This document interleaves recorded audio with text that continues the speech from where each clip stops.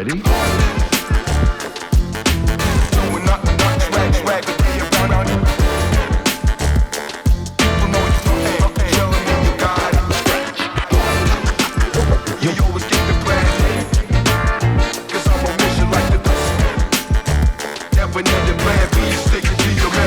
Are you ready?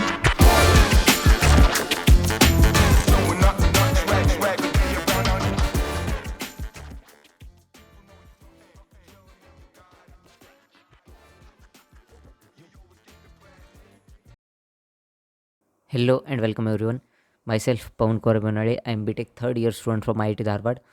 स्वागत है आपका इनविजुअल मैकेनिक्स के चैनल पे, जहाँ पे हम लोग जेई के क्रैश कोर्स के वन शॉट कवर कर रहे हैं. और इस वन शॉट में अभी हम पहुंच चुके हैं हमारे आखिरी सेक्शन में, जो कि है vector algebra and 3D geometry. आज मैं वेक्टर अलजेब्रा अपलोड कर दूंगा और कल आपको 3D ज्योमेट्री का लेक्चर मिल जाएगा. इसी के साथ जो भी मैंने आपको प्रॉमिस किया था कि जेई का जितना भी सिलेबस है, सभी सिलेबस का वन शॉट आपको मिल जाएगा, वो सभी वन शॉट यहाँ पे कंप्लीट हो जाएंगे. और भी बहुत सारे चैनल थे जो लोग आपको बोल रहे थे कि हम ये करा देंगे वो करा देंगे बट कंप्लीट कोई नहीं करता. तो कंप्लीट वन शॉट आपको यहाँ पे मिल गया जेई का. इससे आप लोग जेई की अच्छी प्रिपरेशन आपकी हो गई होगी, ये मैं होप करता हूँ. और आपका जो जेई का एग्ज़ाम 24 से स्टार्ट हो रहा है, उस एग्ज़ाम के लिए आपको best of luck. Comment section में बताओ मुझे कि तुम्हारा एग्ज़ाम कौन सी डेट पे है और कौन सी शिफ्ट है तुम्हारी. तो चलो वेक्टर अलजेब्रा के वन शॉट को स्टार्ट करते हैं. तो वेक्टर अलजेब्रा में पहले तो सिलेबस डिस्कस कर लेते हैं वेक्टर अलजेब्रा का. तो सिलेबस मोर और लेस जो पहले था वही है, बस उसमें जो पार्ट कट हो चुका है वो पार्ट है vector product of 3 vectors and scalar product of 3 vectors, scalar triple product और वेक्टर ट्रिपल प्रोडक्ट. तो ये पार्ट कट हो चुका है. तो सबसे पहले जब मैंने ये सिलेबस देखा तो मुझे भी लगा कि यार ये पार्ट कैसे कट हो गया. फिर मैंने मैथ ऑन गो का वीडियो भी चेक किया, उस वीडियो में भी बताया कि हाँ ठीक है, ये पार्ट जेई मेन के लिए नहीं है. बट अगर तुम जेई एडवांस का सिलेबस चेक करोगे तो जो भी सिलेबस रिड्यूस हुआ है वो सभी सिलेबस जेई एडवांस में इंक्लूडेड है. तो उन्होंने एक तरीके से इन दोनों एग्ज़ाम को अब बहुत ज़्यादा अलग अलग कर दिया है कि जेई मेंस एकदम बेसिक लेवल और जेई एडवांस प्रो लेवल. ठीक है, तो तुम्हें अगर जेई मेंस क्लियर करना है तो तुम्हारे बेसिक कॉन्सेप्ट्स अगर सही है और तुम्हें क्वेश्चन को अप्रोच करना आता है तो जेई मेंस तुम आसानी से क्लियर कर सकते हो. तो चलो वेक्टर अलजेब्रा के वन शॉट को स्टार्ट करते हैं. तो वन शॉट को स्टार्ट करने से पहले सबसे पहले तो जिसने फिजिक्स में वेक्टर्स पढ़ रखा है उसको ये वन शॉट बहुत ही आसान लगेगा. ठीक है, उसके लिए वन शॉट बहुत ही आसान है. और मैं आपको रिकमेंड करूँगा कि आपने अगर वेक्टर अलजेब्रा नहीं पढ़ा है तो इस वन शॉट से आप वेक्टर अलजेब्रा को कंप्लीट कर लो, क्योंकि इससे एक क्वेश्चन या दो क्वेश्चन तो आपको ज़रूर जेई मेंस में मिलेंगे.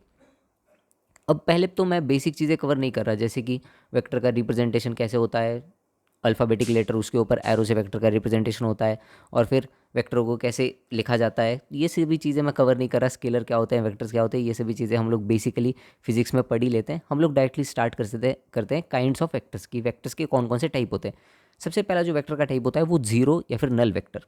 अब जीरो या फिर नल वेक्टर क्या होता है, तो जीरो या नल वेक्टर ऐसा वेक्टर होता है जिसका मैग्नीट्यूड जीरो, नाम में ही है zero vector. So the magnitude of A zero vector is zero. और इसका डायरेक्शन डिफाइन नहीं होता, डायरेक्शन इज नॉट डिफाइंड, और you can say any arbitrary direction. अगर मैग्नीट्यूड जीरो है तो मैटर नहीं करता कि डायरेक्शन को भी कोई भी हो, any arbitrary direction. So that is your zero vector और नल वेक्टर. इसके बाद आता है सबसे इंपॉर्टेंट वेक्टर जो हमें वेक्टर अलजेब्रा में हर जगह यूज़ करना है, वो है यूनिट वेक्टर. यूनिट वेक्टर का यूज़ किया जाता है डायरेक्शन को स्पेसिफाई करने के लिए. किसी भी अगर एक पर्टिकुलर डायरेक्शन को तुम्हें स्पेसिफाई करना है तो उसके लिए यूनिट वेक्टर का यूज़ किया जाता है. यूनिट वेक्टर का मैग्नीट्यूड होता है 1, मैग्नीट्यूड इज़ 1.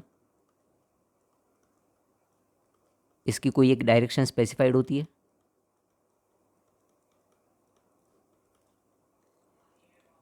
तो अगर तुम्हें कोई वेक्टर गिवन है, उस वेक्टर के डायरेक्शन में यूनिट वेक्टर कैसे फाइंड करते हैं बताओ. जैसे अगर मैंने तुम्हें एक यहाँ पे वेक्टर दे दिया A vector with this direction, और मैं फाइंड करना चाहता हूँ unit vector in the direction of A vector. So unit vector को रिप्रेजेंट किया जाता है कैप से, A cap. So A cap will be equal to A vector. ये हो गया vector in the direction of A. तो मुझे डायरेक्शन मिल गई, ए वेक्टर के डायरेक्शन में मुझे डायरेक्शन मिल गई. अब मुझे इसका मैग्नीट्यूड 1 करना है, तो मैं क्या करूँगा, इस वेक्टर के मैग्नीट्यूड से डिवाइड कर दूंगा. A vector divided by magnitude of A vector. तो अगर मैं ये करूँगा तो मुझे ए वेक्टर के डायरेक्शन में यूनिट वेक्टर मिल जाएगा. तो इससे तुम किसी भी वेक्टर के डायरेक्शन में यूनिट वेक्टर को फाइंड कर सकते हो. जो 3 यूनिट वेक्टर हम हमेशा यूज़ करते हैं वो है unit vector in the direction of x axis, जिसे आई कैप कहते हैं, unit vector in the direction of Y axis which is j cap, and unit vector in the direction of z axis which is k cap. और किसी भी vector को हम आई cap, जे cap और के कैप इन्हीं यूनिट वेक्टर में define करते हैं। Next thing, position vector. तो पोजीशन वेक्टर क्या होते हैं? पोजीशन वेक्टर यूज़ किए जाते हैं किसी भी पॉइंट का ओरिजिन से पोजीशन मेंशन करने के लिए। तो अगर मान लो कोई मेरे पास एक पॉइंट है 2,3,5, तो इस पॉइंट P का पोजीशन वेक्टर क्या होगा? Position vector of P is 2i cap plus 3j cap plus 5k cap. Position vector एक तरीके से उस पॉइंट का एड्रेस होता है, ठीक है, पॉइंट P का address 2i cap plus 3j cap plus 5k cap. अगर मान लो मैंने तुम्हें दो पोजीशन वेक्टर दिए किसी भी दो पॉइंट्स के, मान लो मैंने तुम्हें ए पॉइंट का पोजीशन वेक्टर दे दिया, लेट्स से 2i कैप ओ ए, है ना, ओरिजिन से पोजीशन वेक्टर हमेशा मेंशन किया जाता है। सो ओ ए let's say 2i cap plus j cap plus के 0k कैप, ऐसा कुछ है।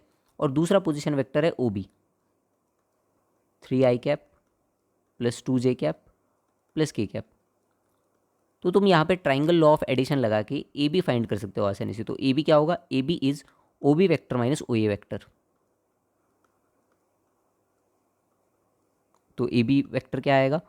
I cap plus j cap, ठीक है, प्लस के cap, i cap plus j cap plus के cap. So this is the position vector. Position vector किसी भी पॉइंट का मेंशन किया जाता है उस पॉइंट का एड्रेस मेंशन करने के लिए, और पोजीशन वेक्टर हमेशा ओरिजिन के रिस्पेक्ट में लिखा जाता है, OP vector.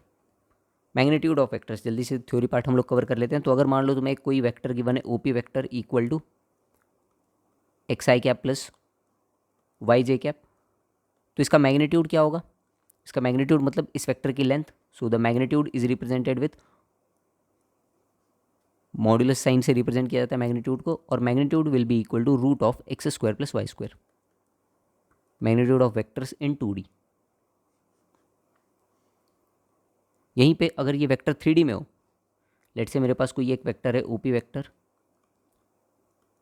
X I cap plus Y J cap plus Z K cap, तो इसका मैग्नीट्यूड क्या होगा? इसका मैग्नीट्यूड होगा root of x square plus Y square plus Z square.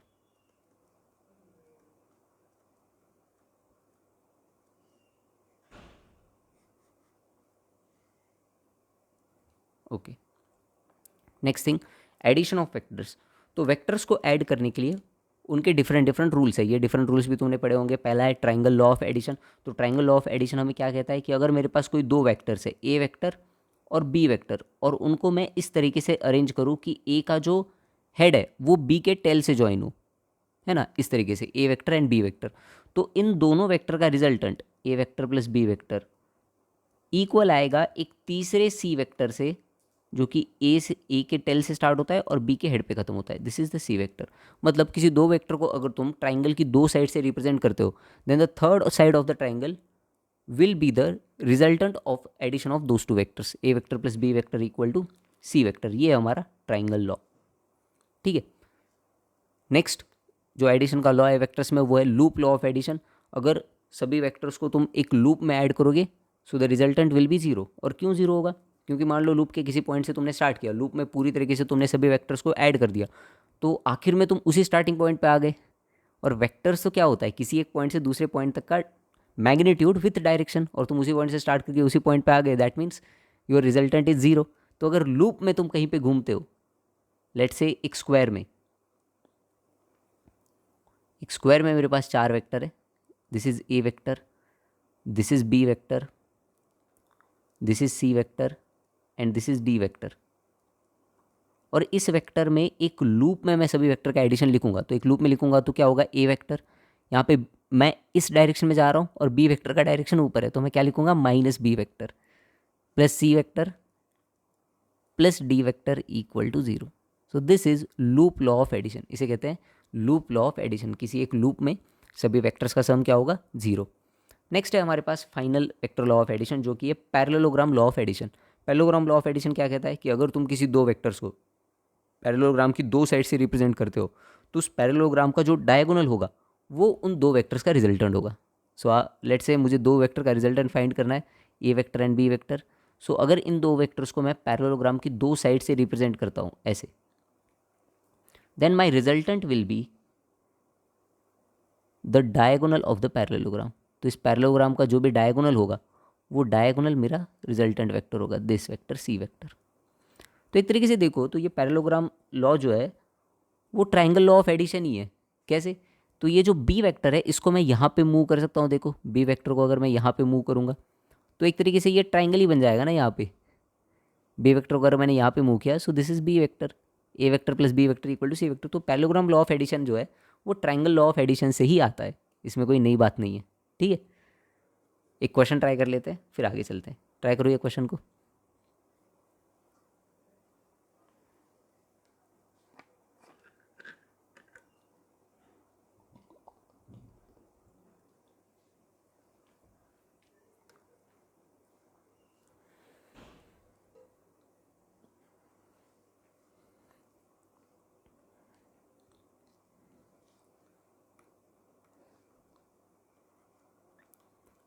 देखो क्या क्वेश्चन है। एबीसीडी एक पैरेललोग्राम है जिसमें डायगोनल्स पॉइंट पी पे मीट कर रहे हैं। तो पहले मैं डायग्राम ड्रॉ कर लेता हूँ। हमारे पास एक पैरेललोग्राम है ए बी सी डी,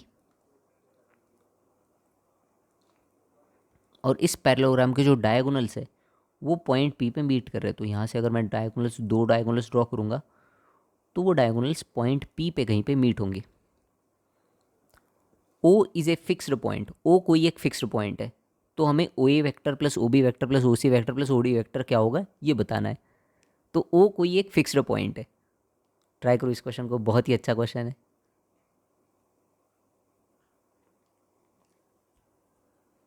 तो यहाँ पे कुछ लोग क्या करेंगे, ओ को आर्बिटरली कहीं पे भी चूज़ कर लेंगे। ओ मान लो यहाँ पे है, ओ मान लो यहाँ पे है ना। बट अगर थोड़ा सा तुम इसमें दिमाग लगाओ, अगर मैं ओ को किसी एक पर्टिकुलर पोजीशन पे चूज़ करूँ जिससे मुझे ये क्वेश्चन कन्वीनियंट हो जाए तो वहाँ पे मैं चूज़ कर लूँगा ना, क्योंकि ओ तो फिक्स पॉइंट है तो उसको मैं कहीं पे भी मान सकता हूँ। तो थोड़ा सा अगर दिमाग लगाओगे तुम ओ को चूज़ करोगे एट ए। अगर मैं ओ को चूज़ करूँगा eight A and let's say O is our origin, तो ये वेक्टर क्या होगा, ये वेक्टर हो जाएगा ओ बी वेक्टर, ये वेक्टर होगा ओ डी वेक्टर, और यहाँ पे ये तुम्हारा होगा ओ सी वेक्टर, और ये हो गया ओ पी वेक्टर। ओ कोई एक फिक्स्ड पॉइंट है ना, फिक्स पॉइंट है तो उसको मैं कहीं पे भी मान सकता हूँ। तो ओ को मैंने मान लिया ए पे ही। तो ओ को अगर मैंने ए पे मान लिया तो जो मेरा ओ ए वैक्टर है that O A vector will be equal to zero. O A vector तो नल वैक्टर हो जाएगा क्योंकि ओ एंड ए कोइंसाइड कर रहे हैं। मुझे एडिशन क्या फाइंड करनी है अब, O B vector plus O C vector plus O D vector. ये प्रीवियस ईयर क्वेश्चन है। तो यहाँ पे ओ बी वैक्टर और ओ डी वैक्टर तो एक पैरेललोग्राम बना रहे हैं। तो O B vector plus O D vector क्या हो जाएगा, उस पैरेललोग्राम का diagonal O C vector. So O B vector plus O D vector equal to O C vector. तो ये हो जाएगा O C vector plus O C vector which will be equal to two times of O C vector. और हमें पता है कि किसी एक पैरेललोग्राम का जो मिड पॉइंट होता है, पैरेललोग्राम में डायगोनल का मिड पॉइंट डायगोनल को दो इक्वल पार्ट्स में डिवाइड कर देता है। और ओ पी वैक्टर और ओ सी वैक्टर का डायरेक्शन सेम है। That means O P vector is O C vector by two और O C vector is two times of O P vector. तो ओ सी वैक्टर को यहाँ पे मैं लिखूंगा two times of O P vector, जिससे मेरा फाइनल रिजल्ट क्या आ जाएगा, four times of O P vector. तो ये आ गया हमारा यहाँ पे answer. O A vector plus O B vector plus O C vector plus O D vector क्या हो जाएगा, four times of O P vector. बहुत ही अच्छा क्वेश्चन था और थोड़ा सा ट्रिकी क्वेश्चन था, क्योंकि क्या हो जाता है, ओ को अगर तुम किसी और पॉइंट पे ले लो, मान लो तुम ओ को इस पॉइंट पे ले लिया तुमने, तो यहाँ से O A vector plus O B vector plus O C vector, यहाँ से ओ सी वैक्टर ये आ जाएगा, फिर यहाँ से ये ओ डी वैक्टर, ये बहुत ही अलग अलग हो जाएंगे सब। और फिर वहाँ से तुम्हें विजुलाइज करना भी और सॉल्व करना भी बहुत हार्ड हो जाएगा। तो यहाँ पे ट्रिक ये थी कि ओ कोई फिक्स पॉइंट है तो उसको ए पे ही मान लो। ओ को ए पे मान लिया तो तुम्हारा क्वेश्चन आधे पेज में ही खत्म हो जाएगा। चलो, multiplication of vector by scalar. अब चलते हैं आगे। Multiplication of A vector by scalar बहुत ही ईजी सा कॉन्सेप्ट है। तो अगर मेरे पास कोई एक वेक्टर है ए vector, if I have some vector A vector which is equal to X I cap plus Y J cap plus Z K cap, और इसमें अगर मैं किसी स्केलर से मल्टीप्लाई करूँगा, लेट से मैंने के से मल्टीप्लाई कर दिया इस वेक्टर में, के ए वेक्टर, तो ये जो के है ये सबके साथ मल्टीप्लाई हो जाएगा। So this K A vector will be equal to K X into I cap plus K Y into J cap plus K Z into K cap. तो ये होता है multiplication of A vector by scalar. इसका एक example भी दे देते हैं। चलो, मान लो ए वेक्टर कोई वेक्टर है 2i cap plus j cap plus 3k cap, और इसमें मैंने मल्टीप्लाई कर दिया 3 से। सो 3a वेक्टर क्या हो जाएगा, 3a vector will be equal to 6i cap plus 3j cap plus 9k cap. Okay, vector addition भी तुम्हें आता होगा। अगर मैं ए वेक्टर और 3 वेक्टर को ऐड करूँ तो आई कैप के साथ आई कैप ऐड होगा, जे कैप के साथ जे कैप, के कैप के साथ के कैप। अगर मैं वेक्टर सब्ट्रैक्शन करना चाहता हूँ, 3 वेक्टर से मैंने ए वेक्टर को सब्ट्रैक्ट कर दिया तो आई कैप से आई कैप सब्ट्रैक्ट होगा, जे कैप से जे कैप और के कैप से के कैप। ये सभी बेसिक चीज़ें, तो बेसिक चीज़ें मैं यहाँ पे कुछ कवर नहीं कर रहा हूँ। प्रॉपर्टीज़ ऑफ स्केलर मल्टीप्लिकेशन, तो इस स्केलर मल्टीप्लिकेशन की प्रॉपर्टीज़ क्या क्या है वो प्रॉपर्टीज़ पढ़ लेते हैं। अगर दो वेक्टर के एडिशन में तुमने किसी स्केलर से मल्टीप्लाई कर दिया, let's say A vector plus B vector, इस वेक्टर एडिशन को मैंने के से मल्टीप्लाई कर दिया, so this will be equal to K vector plus K B vector. तो वो इंडिविजुअली दोनों वेक्टर्स में मल्टीप्लाई हो जाएगा। इसकी ज़्यादा प्रॉपर्टीज़ नहीं है। दूसरी प्रॉपर्टी स्केलर मल्टीप्लिकेशन की क्या है, अगर तुमने दो स्केलार को ऐड करके वेक्टर में फिर मल्टीप्लाई कर दिया K plus L into A vector, so this will be K A vector plus L A vector. तो ये दो सिंपल सिंपल प्रॉपर्टीज़ थी स्केलर मल्टीप्लिकेशन की, बहुत ही आसान सा ये टॉपिक। ठीक है, जैसे कि अगर मैं एग्जांपल देना चाहूँ यहाँ पे, if I did 3 times of A vector plus B vector, so that will be equal to 3a vector plus 3b vector. ठीक है, अगर मैंने ऐसे किया 2 plus 4 times of e vector, so that will be equal to 2a vector plus 4a vector.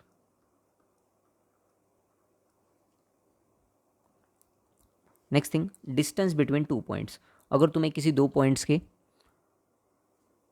Vector पता है तो उन दोनों पॉइंट्स के बीच में डिस्टेंस क्या होगा। लेट्स से दो पॉइंट्स है हमारे पास ए एंड बी, उसमें से जो ए पॉइंट है उसका पोजीशन वेक्टर तुम्हें गिवन है ओ ए वेक्टर, और वो पोजीशन वेक्टर है x1i cap plus x2j cap plus या फिर y1j cap plus z1k cap.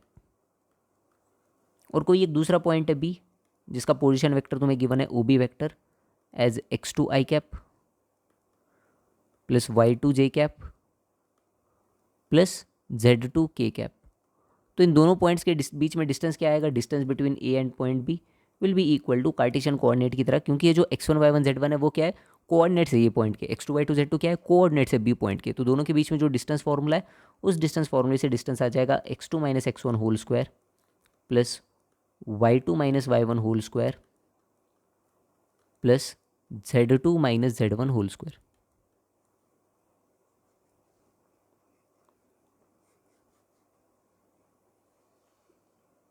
This will be the distance between 2 points. Next, angle between 2 vectors. दो वेक्टर्स के बीच में एंगल कैसे फाइंड करते हैं, तो ये तो हम लोग पढ़ेंगे जब अभी हम लोग कवर करेंगे दो वेक्टर्स के बीच में A dot B dot product और क्रॉस प्रोडक्ट। वहाँ से हम लोग देख सकते हैं कि दो वेक्टर्स के बीच में एंगल क्या होगा। बट ये मैं तुम्हें ऐसे बता रहा हूँ कि देख के तुम कैसे बता सकते हो कि दो वेक्टर्स के बीच में एंगल क्या होगा। तो दो वेक्टर्स के बीच में अगर तुम्हें एंगल फाइंड करना है तो सबसे पहले तो तुम्हें टेल से टेल को मिलाना पड़ेगा, है ना, ताल से ताल मिलाओ गाना सुना होगा तुमने, ताल से ताल मिलाओ। तो अगर दो वेक्टर्स के बीच में तुम्हें एंगल फाइंड करना है तो तुम्हें टेल से टेल को कनेक्ट करना पड़ेगा या फिर हेड से हेड को कनेक्ट करना पड़ेगा, है ना, दो सांड जैसे टकराते हैं हेड से हेड कनेक्ट हो जाता है, वैसे ही या तो टेल से टेल मिलाओ या फिर हेड से हेड मिलाओ। ऐसे नहीं कि मान लो एक वेक्टर की तुम टेल ले रहे हो और दूसरे वेक्टर का हेड ले रहे हो और फिर तुम इनके बीच में एंगल मेजर कर रहे हो, सो दैट इज़ रॉन्ग। यही मैं बताना चाहता हूँ। अगर दो वेक्टर्स के बीच में जब भी हम लोग एंगल फाइंड करते हैं तो दोनों की टेल से टेल कनेक्ट कर देते हैं, जैसे कि ए वेक्टर और बी वेक्टर लेट से। तो ये हो गया इन दोनों वेक्टर्स के बीच में एंगल। और यू कैन जस्ट इनका हेड से हेड भी मिला सकते हो। तो उसके लिए तुम्हें इस ए वेक्टर को मूव करना पड़ेगा, मूव करके देखो यहाँ पे लाना पड़ेगा, है ना। तो वेक्टर को पैरेलली तुम कहीं पे भी मूव कर सकते हो, A vector and this is B vector, तो ये भी इन दोनों के बीच में तुम्हें एंगल दे देगा, समझ रहे हो। तो that's how you calculate the angle between two vectors. ये तो इसका ज्योमेट्रिक तरीका हो गया। इसका अलजेब्रिक तरीका अभी हम लोग पढ़ेंगे जब हम लोग क्रॉस प्रोडक्ट और डॉट प्रोडक्ट को कवर करेंगे, ठीक है। Next thing is collinear vectors. Collinear vectors मतलब vector in the same line, जो एक लाइन में वेक्टर्स हो उनको कोलीनियर वेक्टर कहते हैं। तो कोलीनियर वेक्टर का डायरेक्शन सेम भी हो सकता है, मतलब वो उन दोनों के बीच में एंगल 0 डिग्री हो सकता है, या फिर दूसरी चीज़ दोनों के बीच में एंगल 180 डिग्री हो सकता है। So the vectors with angle 0 degree और 180 degree between them are collinear vectors. और कोलिनियर वेक्टर्स एक प्रॉपर्टी को सेटिस्फाई करते हैं, that is A vector equal to lambda B vector. एक वेक्टर जो होगा वो प्रोपोर्शन होगा दूसरे वेक्टर के साथ, both vectors are in proportion. इससे मैं ये कहना चाहता हूं कि मान लो ए वेक्टर है तुम्हारा x1 i cap plus y1 j cap plus z1 k cap, और दूसरा वेक्टर जो तुम्हारा बी वेक्टर है that is x2 i cap plus y2 j cap plus z2 k cap. So these both vectors will be in proportion, that is x1 by x2 will be equal to y1 by y2 will be equal to z1 by z2 and that will be equal to lambda. So whenever vectors are collinear then they are in proportion. ठीक है, तो ये basic सभी चीज़ें जो है vectors की वो बेसिक चीज़ें मैं यहाँ पे कवर कर रहा हूँ। Next coplanar vectors. तो कोप्लेनर वेक्टर्स क्या होते हैं? Vectors lying in the same plane, एक प्लेन में लाई करने वाले वेक्टर्स को क्या कहते हैं? Coplanar vectors. दो वेक्टर्स हमेशा कोप्लेनर होंगे, दो वेक्टर्स अगर तुम ड्रॉ करोगे तो उन दोनों वेक्टर से पास होने वाला एक प्लेन तो होगा ही। थ्री और मोर वेक्टर्स, अगर तीन या फिर तीन से ज़्यादा वेक्टर्स हैं तो वो कोप्लेनर हो भी सकते हैं, कोप्लेनर नहीं भी हो सकते। इनको कैलकुलेट करने के लिए तीन वेक्टर कोप्लेनर है कि नहीं वो कैलकुलेट करने के लिए हमारे पास होता है scalar triple product. Scalar triple product तुम्हें वॉल्यूम ऑफ ए पैरेललो पाइप देता है, और पैरेललो पाइप जो है वो 3D ही एग्जिस्ट कर सकता है। तो अगर तुम तीन वेक्टर को फाइंड करना चाहते हो कि वो एक प्लेन में है कि नहीं, तो उनसे बनने वाले पैरेललो पाइप का एरिया क्या हो जाएगा? 0, मतलब उनका स्केलर ट्रिपल प्रोडक्ट क्या हो जाएगा? 0। तो ये तुम्हें शायद जेई एडवांस में मिलेगा ये कॉन्सेप्ट, अभी जब जेई एडवांस आएगा। जेई मेंस में तो ट्रिपल प्रोडक्ट को निकाल दिया है, इसलिए हम लोग ट्रिपल प्रोडक्ट को नहीं पढ़ेंगे। बट तीन और तीन से ज़्यादा वेक्टर्स कोप्लेनर हो भी सकते हैं या फिर कोप्लेनर नहीं भी हो सकते हैं, डिपेंडिंग ऑन जैसे कि हम लोग वहाँ पे कैलकुलेट करेंगे। नेक्स्ट है हमारे पास सेक्शन फार्मूला। सेक्शन फार्मूला तो ये तुम देख रहे हो कोऑर्डिनेट ज्योमेट्री जो है, कोऑर्डिनेट ज्योमेट्री को पूरी तरीके से इन्होंने कॉपी कर लिया वेक्टर्स में। एक्चुअली मैथ्स को वेक्टर्स की ज़रूरत ही नहीं थी। मैथ्स का बढ़िया सा कोऑर्डिनेट ज्योमेट्री था जिसमें हम लोग पूरी की पूरी ज्योमेट्री पढ़ सकते हैं कोऑर्डिनेट ज्योमेट्री से। वेक्टर्स की ज़रूरत थी फिजिक्स को और फिजिक्स को ज़रूरत थी इसलिए मैथ्स ने फिजिक्स को डेवलप करके दिया। सो maths is mother of physics, ऐसा हम लोग कह सकते हैं। हमारे बिना फिजिक्स चल ही नहीं सकता, कुछ हो ही नहीं सकता फिजिक्स में। Internal division, section formula. तो मान लो दो पॉइंट्स है, ए पॉइंट और बी पॉइंट। ए पॉइंट का पोजीशन वेक्टर है ए वेक्टर और बी पॉइंट का पोजीशन वेक्टर है B vector. These are position vectors. A और बी को ज्वाइन करने वाली लाइन में एक पॉइंट है सी जिसका पोजीशन वेक्टर है सी vector, and that point C is dividing this A B line in the ratio m/n internally. तो इस पॉइंट सी का जो पोजीशन वेक्टर होगा C vector, that will be equal to, बताओ क्या होगा? mx2 plus nx1 divide by m plus n नहीं पढ़ा क्या? my2 plus ny1 divide by m plus n। वैसे ही यहाँ पे वेक्टर्स में mb vector plus na vector divided by m plus n। This will be the internal division formula for vectors. अगर मान लो यही सी पॉइंट एक्सटर्नली डिवाइड कर रहा है ए बी को, एक्सटर्नल डिवीजन क्या होता है? तो मान लो यहाँ पे ए पॉइंट है, यहाँ पे बी पॉइंट है, this is A vector, A point का पोजीशन वेक्टर और बी पॉइंट का पोजीशन वेक्टर बी वेक्टर। अब ये जो पॉइंट सी है इसको एक्सटर्नली डिवाइड कर रहा है, मतलब यहाँ पे कहीं पे है सी पॉइंट, और your A C is M और सी से लेके यहाँ तक बी तक that is N. So this is now dividing A B in the ratio m/n externally. अब ये ए सी को कैसे डिवाइड कर रहा है? देखो m/n एक्सटर्नली डिवाइड कर रहा है, तो इसका पोजीशन वेक्टर क्या आएगा? C vector will be equal to M B vector minus N A vector divided by m minus n। तो ये हो गया एक्सटर्नल डिवीजन। अब यहाँ पे एक important point, position vector of mid point. अगर दो वेक्टर्स का तुम्हें मिड पॉइंट फाइंड करना है, let's say this is A vector और यहाँ पे B vector. Mid point formula भी होता है ना कोऑर्डिनेट ज्योमेट्री में वैसे ही, और ये सी पॉइंट है जो इसका मिड पॉइंट है। सो सी वेक्टर क्या आएगा? ऑब्वियसली ये इनको 1:1 के रेशो में डिवाइड कर रहा है, so 1 into B vector plus 1 into A vector, that is A vector plus B vector by 2।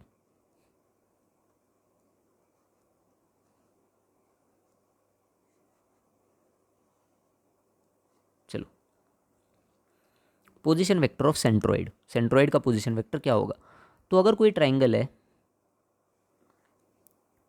जिसके 3 वर्टेक्स है ट्राइंगल के 3 ही वर्टेक्स होते हैं तो उन 3 वर्टेक्स का पोजीशन वेक्टर है ए वेक्टर, यहाँ पे हमारा बी पॉइंट जिसका पोजीशन वेक्टर है बी वेक्टर, और यहाँ पे हमारा सी पॉइंट जिसका पोजीशन वेक्टर है सी वेक्टर।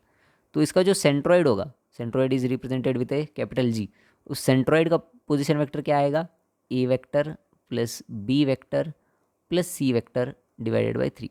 अब तुम बोलोगे कि ये फॉर्मूला कैसे आया, इसका कुछ तो प्रूफ बताओ। प्रूफ है, बिल्कुल प्रूफ है। तुम यहाँ पे क्या करो, पहले इस बी सी का मिड पॉइंट कैलकुलेट करो। बी सी का मिड पॉइंट आएगा B vector plus C vector by 2, और ए से बी सी के मिड पॉइंट को लेट से डी को कनेक्ट करो, और ये जो जी है वो ए डी को डिवाइड करेगा इन द रेशो 2:1।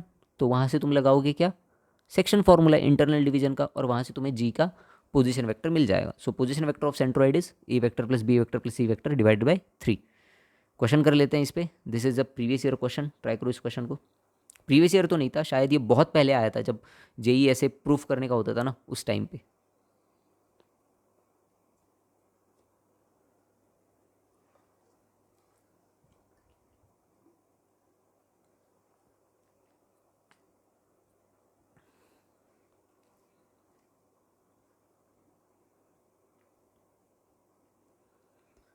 देखो क्या दिया है, if G is the centroid of triangle A B C.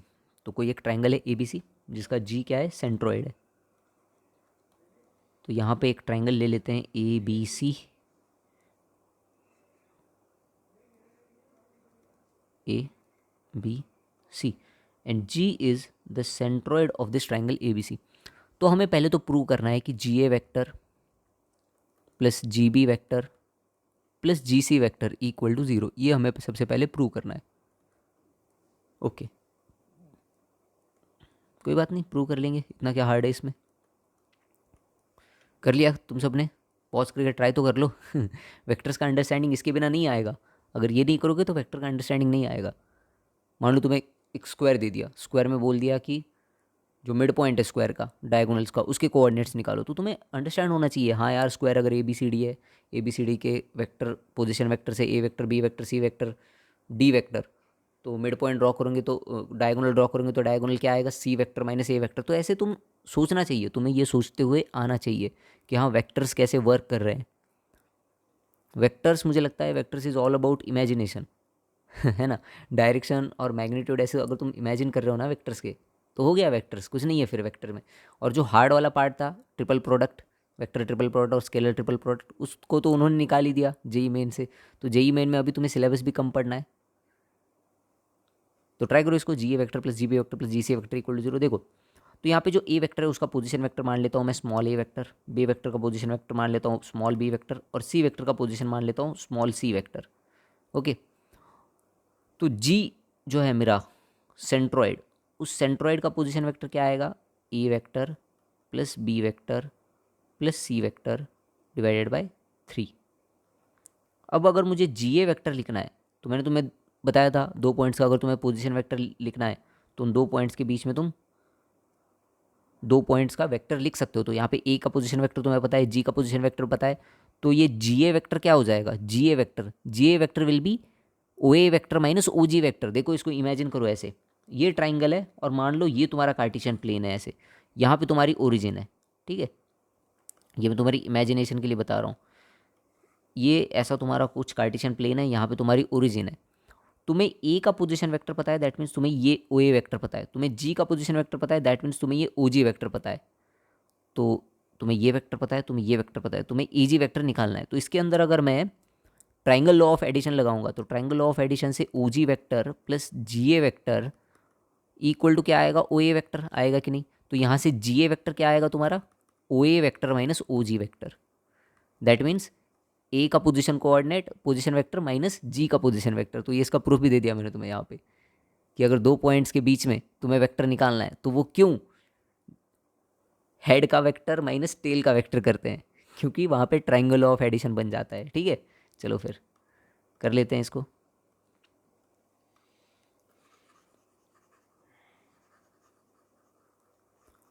तो मुझे जो जी ए वेक्टर गिवन है, that G A vector will be equal to क्या आएगा ये बताओ। एल एच एस को मैं प्रूव कर रहा हूँ। So L H S will be equal to G A vector will be equal to A vector minus A vector plus B vector plus C vector divide by 3। Similarly जो G B vector होगा वो क्या आएगा, that will be B vector minus A vector plus B vector plus C vector divide by 3। और जो मेरा last जी C vector है वो क्या आएगा, C vector minus A vector plus B vector plus C vector divide by 3।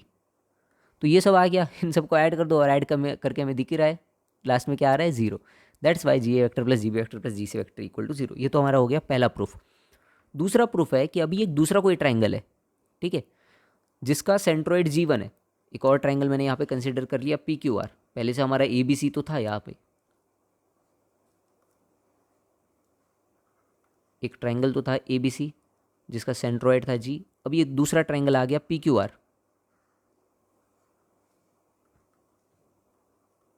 और इस PQR का सेंट्रोइड है G1। हमें क्या प्रूव करना है फिर, AP vector plus BQ vector plus CR vector equal to 3G G1। ये प्रूव करना है। बहुत आसान है, ये भी ट्राई करो एक बार।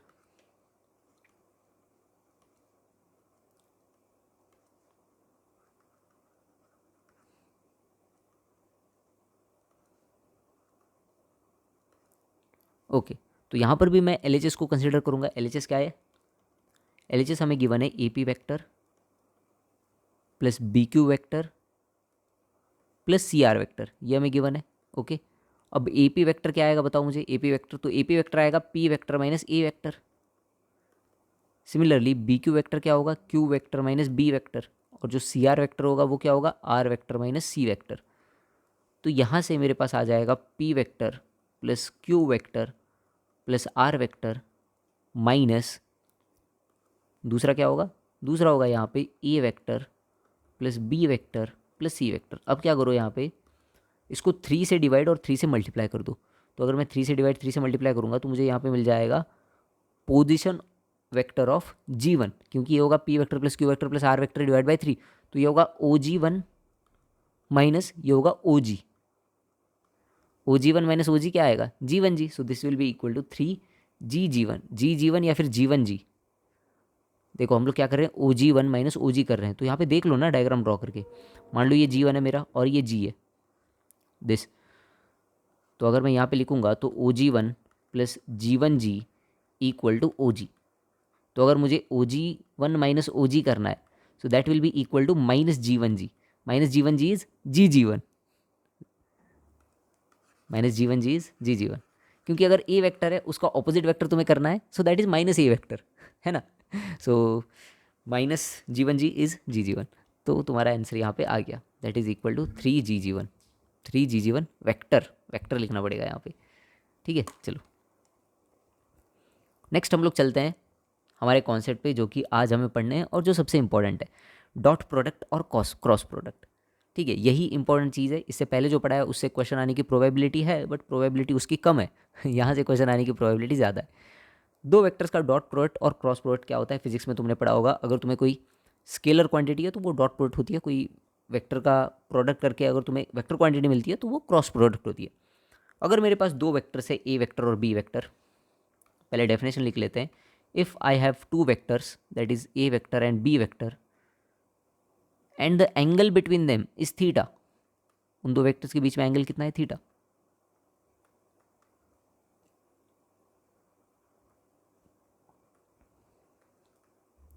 और दो वेक्टर्स के बीच में एंगल हमेशा क्या रहता है, 0 से लेके 180 डिग्री तक ही होता है दो वेक्टर्स के बीच का angle. This theta always belongs to 0 degree to 180 degree. ये हमेशा 0 से लेके 180 डिग्री के बीच में ही होता है। तो डॉट प्रोडक्ट को कैसे डिफाइन किया गया है, ए vector dot B vector is equal to magnitude of A vector into magnitude of B vector into cos of angle between them that is cos theta. This is how dot product is define. और ये physics में तुमने पढ़ा होगा, work क्या होता है, force और डिस्प्लेसमेंट का डॉट प्रोडक्ट होता है वर्क, एफ डॉट एस, है कि नहीं। और कौन सी क्वांटिटीज होती है बताओ जो कि डॉट प्रोडक्ट होती है फिजिक्स में, मुझे तो कोई याद नहीं आ रही क्योंकि बहुत टाइम हो गया फिजिक्स पढ़ के। तो और कौन सी क्वांटिटी होती है जो डॉट प्रोडक्ट होती है, वर्क तो होती है एफ डॉट एस, और अभी तो याद नहीं आ रही, तुम लोग बता सकते हो मुझसे ज़्यादा। So this is how dot product is defined in physics. इस डॉट प्रोडक्ट की कुछ प्रॉपर्टीज़ देख लेते हैं। उससे पहले नोटिंग पॉइंट, अगर तुम आई डॉट आई करोगे, है ना, आई डॉट आई, तो आई कैप क्या है, आई कैप एक यूनिट वेक्टर है और दूसरा आई कैप वो भी यूनिट वेक्टर है, उन दोनों का डॉट कर रहे हो, तो क्या आएगा ये आएगा modulus of I cap into modulus of I cap into cos of angle between them. और आई कैप के बीच में एंगल कितना है, 0 डिग्री, तो cos of angle between them cos 0 degree, so that will be equal to 1। I cap dot I cap क्या आता है, 1। सिमिलरली अगर मैं जे कैप डॉट जे कैप करूँगा, so that is also equal to 1, या फिर मैं के कैप डॉट के कैप करूँगा, so that is also equal to 1। And in contrast to this, अगर मैं I cap dot J cap करूँ, I cap dot J cap, तो I cap dot J cap क्या आएगा, magnitude of I cap into magnitude of J cap into angle between them. अब इनके बीच में एंगल कितना है, 90 degree, so this will be cos 90 degree, जो कि 0 होता है, तो ये आएगा 0। सिमिलरली अगर मैं जे कैप डॉट के कैप करूँगा तो वो भी 0 आएगा, या फिर मैं के कैप डॉट आई कैप करूँगा तो वो भी 0 आएगा। This is one noting point. Second noting point, अगर तुम्हें दो वेक्टर्स गिवन है, ए vector which is A1 I cap plus A2 J cap plus A3 K cap, और दूसरा वेक्टर तुम्हें गिवन है B vector B1 I cap plus B2 J cap plus B3 K cap, और इन दोनों vectors के बीच में मुझे डॉट प्रोडक्ट लिखना है ए वेक्टर डॉट बी वेक्टर, तो वो ए वेक्टर डॉट बी वेक्टर क्या हो जाएगा, तो पहले तो A1 आई कैप का डॉट लोगे इन सभी के साथ, तो A1 I cap dot B1 I cap क्या आएगा, A1 B1 आएगा, है ना, plus A1 I cap dot B2 J cap 0, क्योंकि i cap dot J cap क्या होता है, 0। स्केलर क्वांटिटीज तो बाहर आ जाएगी, जब तुम A1 I cap dot B1 I cap करोगे तो स्केलर क्वांटिटी जो है A1 B1 वो बाहर आ जाएगी और अंदर होगा आई कैप डॉट आई कैप, समझ रहे हो। सिमिलरली जब तुम इन दोनों का डॉट करोगे A1 I cap dot B2 J cap, तो A1 B2 आएगा और फिर आई कैप डॉट जे कैप वो तो 0 होता है, सिमिलरली आई कैप डॉट के कैप 0 आएगा। तो ऐसे ही हम लोग अगर जे कैप के साथ करेंगे तो ये मुझे देगा A2 B2, बाकी सभी टर्म्स 0, और सिमिलरली अगर मैं तीसरी टर्म के साथ करूँगा तो ये मुझे देगा A3 B3, बाकी term 0। So this is the dot product between two vectors, A vector and B vector. Clear है सभी को चलो अभी देख लेते हैं एक क्वेश्चन, उसके बाद प्रॉपर्टीज़ देख लेंगे। एक आसान सा क्वेश्चन कर लो यहाँ पे, उसके बाद देख लेते हैं प्रॉपर्टीज़ डॉट प्रोडक्ट की। तो यहाँ पे हमें A cap dot B cap करना है, तो obviously A cap dot B cap आएगा 3 I cap into I cap that is 3, 2 I cap minus 2 I cap that is -4, and K cap dot 5 K cap that is +5। तो ये आएगा answer इसका 4, है ना। Okay, next is properties of dot product. Dot product की क्या क्या properties होती है, तो चलो एक एक प्रॉपर्टी से स्टार्ट करते हैं, उन प्रॉपर्टीज़ का प्रूफ देते हैं और आगे चलते हैं। तो पहली प्रॉपर्टी जो होती है डॉट प्रोडक्ट की, दैट इज़ डॉट प्रोडक्ट में ऑर्डर मैटर नहीं करता, चाहे तुम A cap dot B cap करो या फिर sorry A vector dot B vector करो या फिर बी वेक्टर डॉट ए वेक्टर करो, तुम्हें रिजल्ट सेम मिलेगा। A vector dot B vector is equal to B vector dot A vector. इस प्रॉपर्टी को क्या कहते हैं, कम्यूटेटिव प्रॉपर्टी या फिर एसोसिएटिव। देखो वो नाम इतने गंदे हैं ना, कम्यूटेटिव, डिस्ट्रीब्यूटिव, एसोसिएटिव, तो वो मुझे याद ही नहीं है, तो जो भी कहते होंगे इस प्रॉपर्टी को, कम्यूटेटिव, एसोसिएटिव, जो भी है इसका नाम रख लो। सेकेंड प्रॉपर्टी, और ये सबसे ज़्यादा इंपॉर्टेंट प्रॉपर्टी है, ये बहुत ज़्यादा यूज़ की जाती है प्रॉपर्टी, इसलिए ध्यान से देखो इस प्रॉपर्टी को। अगर मैं किसी वेक्टर का उसी वेक्टर के साथ डॉट करूँगा, A vector dot A vector, तो मुझे क्या मिलेगा, क्या मिलेगा, तो देख लेते हैं ना प्रूफ यहाँ पे क्या मिलेगा। मान लो मैं ए वेक्टर का डॉट कर रहा हूँ ए वेक्टर के साथ ही, so that will be equal to mod of A vector into mod of दूसरे वेक्टर का भी ए वेक्टर ही है into cos of angle between them, दोनों के बीच में एंगल कितना है, 0 डिग्री। तो मुझे क्या मिल रहा है, उस वेक्टर के मैग्नीट्यूड का square, mod of A vector का स्क्वायर। तो किसी वेक्टर का अगर तुम उसी वेक्टर के साथ डॉट करते हो तो तुम्हें उसके मैग्नीट्यूड का स्क्वायर मिलता है। ये बहुत ही इंपॉर्टेंट प्रॉपर्टी है, क्योंकि इस प्रॉपर्टी को क्वेश्चन में बहुत ज़्यादा यूज़ किया जाता है। ठीक है, अभी जब हम लोग क्वेश्चन करेंगे इस पर, तब तुम्हें पता चलेगा कि क्यों ये प्रॉपर्टी इतनी इंपॉर्टेंट प्रॉपर्टी है। दिखने में बहुत आसान है, ठीक है, छोटा पैक बड़ा धमाका type of. Next third property, तो third property this is known as I think associative property. अगर मैं ए वेक्टर का डॉट कर रहा हूँ बी वेक्टर प्लस सी वेक्टर के साथ, so that will be equal to A vector dot B vector plus A vector dot C vector. हाँ, तुम यहाँ पे सी वेक्टर डॉट ए वेक्टर भी लिख सकते हो, क्योंकि डॉट प्रोडक्ट में ऑर्डर मैटर नहीं करता, क्रॉस प्रोडक्ट में ऑर्डर मैटर करता है। ठीक है, सो this is associative property. Next property, ये प्रॉपर्टी इनइक्वालिटी के बारे में बात करती है डॉट प्रोडक्ट में। तो दो वेक्टर का जो डॉट प्रोडक्ट है वो किस रेंज से लेके किस रेंज तक होगा, उस बारे में ये बात करती है। तो ये वेक्टर डॉट बी वेक्टर हमें पता है ये क्या होगा, mod of A vector into mod of B vector into cos theta. जो कॉस थीटा है उसका रेंज होता है -1 से लेके 1 तक। तो ये जो यहाँ पे तुम्हें दिख रहा है इसका रेंज कहाँ से कहाँ तक आएगा, mod of A vector into mod of B vector minus के साथ, और इसका मैक्सिमम वैल्यू क्या होगा, mod of A vector into mod of B vector, क्योंकि कॉस थीटा का मैक्सिमम वैल्यू होता है 1, कॉस थीटा का मिनिमम वैल्यू क्या होता है -1। So this is our next property. इसके बाद फिफ्थ प्रॉपर्टी डॉट प्रोडक्ट की, देखो कितनी ऑब्वियस सी प्रॉपर्टीज़ है ना। कुछ बहुत सारे लोगों को ये लगता है कि अरे यार प्रॉपर्टीज़ 10 प्रॉपर्टीज़ है डॉट प्रोडक्ट की, 10 प्रॉपर्टीज़ है क्रॉस प्रोडक्ट की। अरे सब प्रॉपर्टी जो है वो कॉमन सेंस से आ जाती है उनमें कुछ ज़्यादा दिमाग लगाना नहीं होता। नेक्स्ट प्रॉपर्टी देखो, ए वेक्टर डॉट बी वेक्टर। तो नेक्स्ट प्रॉपर्टी हमें बताती है कि कब ये जो तुम्हारा डॉट प्रोडक्ट है ये पॉजिटिव होगा और कब नेगेटिव होगा। तो ऑब्वियसली ये तो डिफाइन करेगा कॉस थीटा पे, ये तो कॉस थीटा पे डिपेंड करेगा कि कब हमारा डॉट प्रोडक्ट पॉजिटिव होगा, कब नेगेटिव होगा, कब जीरो होगा। तो डॉट प्रोडक्ट हमारा पॉजिटिव कब होगा, when your theta belongs to 0 to π/2। Theta जब 0 से π/2 तक बिलोंग करेगा तब हमारा डॉट प्रोडक्ट पॉजिटिव होगा। जब तुम्हारा थीटा π/2 की इक्वल होगा तो डॉट प्रोडक्ट क्या आएगा 0, और जब तुम्हारा थीटा ग्रेटर देन π/2 आएगा तो डॉट प्रोडक्ट क्या आएगा -1।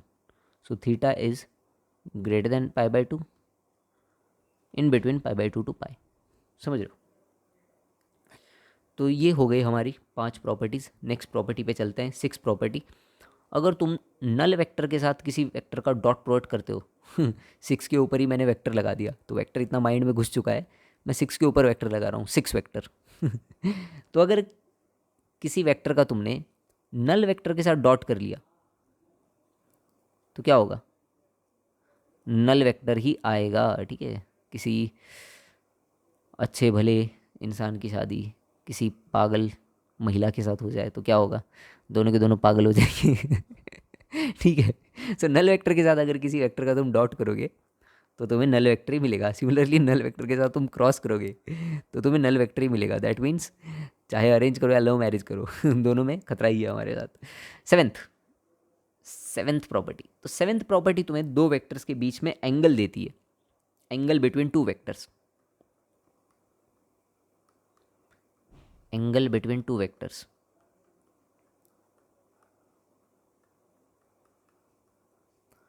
तो मान लो मेरे पास दो वेक्टर्स है, ए वेक्टर एंड बी वेक्टर, और मुझे उनके बीच में एंगल चाहिए। तो मुझे क्या पता है, मुझे पता है ए वेक्टर डॉट बी वेक्टर क्या आएगा, this will be equal to mod of A vector into mod of B vector into cos theta. तो कॉस थीटा क्या होगा, A vector dot B vector divided by mod of A vector into mod of B vector.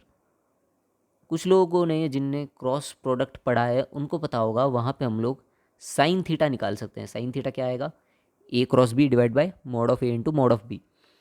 But problem क्या है sine theta और cos theta में, क्यों हम लोग डॉट प्रोडक्ट को प्रेफर करते हैं जब भी हमें दो वेक्टर्स के बीच में एंगल निकालना होता है। वो इसीलिए क्योंकि दो वेक्टर्स के बीच में एंगल होता है 0 से लेके 180 डिग्री तक। तो अगर तुम साइन थीटा निकालोगे तो साइन थीटा तो 0 से लेके 180 मतलब फर्स्ट एंड सेकंड क्वाड्रेंट में पॉजिटिव होता है। तो साइन थीटा से तुम्हें पता नहीं चलेगा कि जो तुम्हारा एंगल है वो अक्यूट है या ऑब्ट्यूज है। कैसे पता चलेगा, क्योंकि साइन थीटा तो पॉजिटिव होता है। इसीलिए हम लोग जब भी दो वेक्टर्स के बीच में एंगल निकालते हैं तो हम लोग डॉट प्रोडक्ट का यूज़ करके ही एंगल निकालते हैं, क्योंकि कॉस थीटा फर्स्ट क्वाड्रेंट में पॉजिटिव होता है, सेकंड क्वाड्रेंट में नेगेटिव होता है। अगर नेगेटिव वैल्यू मिल गई तो हमें पता लग जाएगा कि हमारा जो एंगल है वो कहाँ है, सेकंड क्वाड्रेंट में है। अगर पॉजिटिव वैल्यू आ गई तो फर्स्ट क्वाड्रेंट में है। तो इसीलिए डॉट प्रोडक्ट को प्रेफर किया जाता है। नेक्स्ट प्रॉपर्टी देखते हैं, चलो 8th प्रॉपर्टी है ना।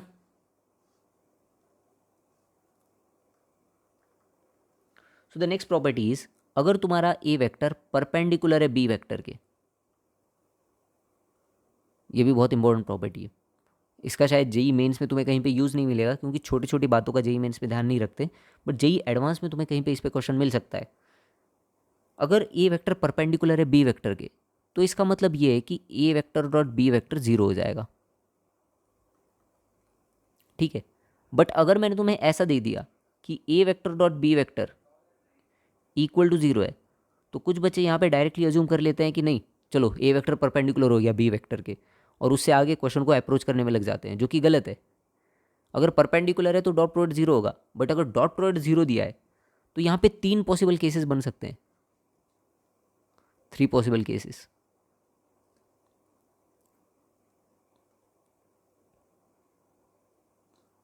क्या क्या होंगे वो केसेस? पहला केस तो ये हो सकता है कि ए वेक्टर खुद ही नल वेक्टर है। दूसरा केस ये हो सकता है कि बी वेक्टर नल वेक्टर है ठीक है। या फिर तीसरा केस जो कि तुम लोग अज्यूम करके क्वेश्चन को करोगे कि A vector is perpendicular to B vector. तो क्वेश्चन में जब भी ऐसा मेंस में तो इसके ऊपर ज़्यादा तुम्हें सोचने वाला क्वेश्चन नहीं डालेगा, बट एडवांस में ऐसा क्वेश्चन डाल सकता है। चलो next property, ninth property. Ninth property भी वैसी है, तो शायद पता नहीं बताओ दूँ कि नहीं, चलो बता देता हूँ। नाइन्थ प्रॉपर्टी, अगर तुम्हें दिया है कि बी वेक्टर इक्वल है सी वेक्टर के, तो यहाँ पे तुम इसका डॉट कर सकते हो। That is you can write A vector dot B vector equal to A vector dot C vector, ठीक है ऐसा तुम लिख सकते हो। बट अगर मान लो तुम्हें ऐसा दिया है कि A vector dot B vector equal to A vector dot C vector, ऐसा दिया है, तो तुम डायरेक्टली नहीं बोल सकती कि चलो यहाँ पे बी वेक्टर और सी वेक्टर इक्वल हो गए। तो ये पिछले वाले की तरह ही हो गया, यहाँ पर भी क्या होंगे, 3 पॉसिबल केसेस होंगे ठीक है 3 पॉसिबल केसेस, 3 पॉसिबल केसेस क्या क्या होंगे? पहला तो ये हो सकता है कि ए वेक्टर नल वेक्टर है, दोनों को नल बना रहा है, फिर वो डॉट बन के।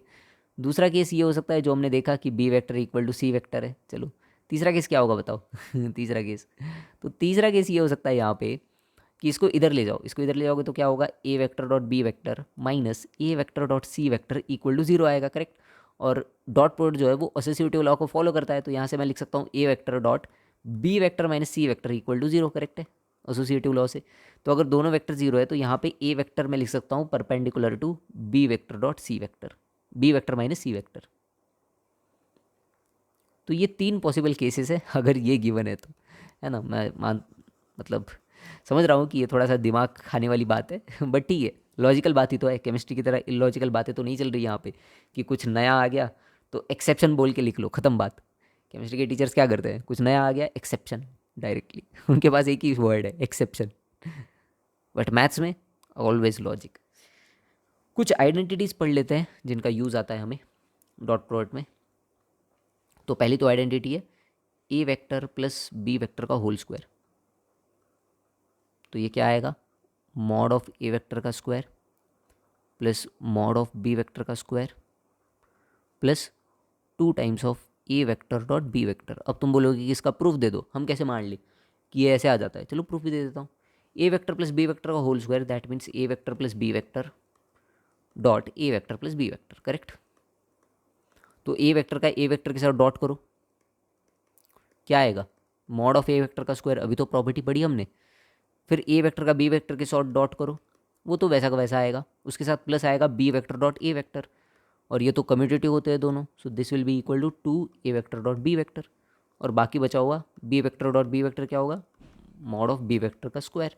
ऐसे ही तुम बाकी की सभी प्रॉपर्टीज़ को भी प्रूव कर सकते हो ठीक है। क्यूब आ गया तो 3 बार लिख लो, बस 3 बार लिख के फिर मल्टीप्लाई कर लो।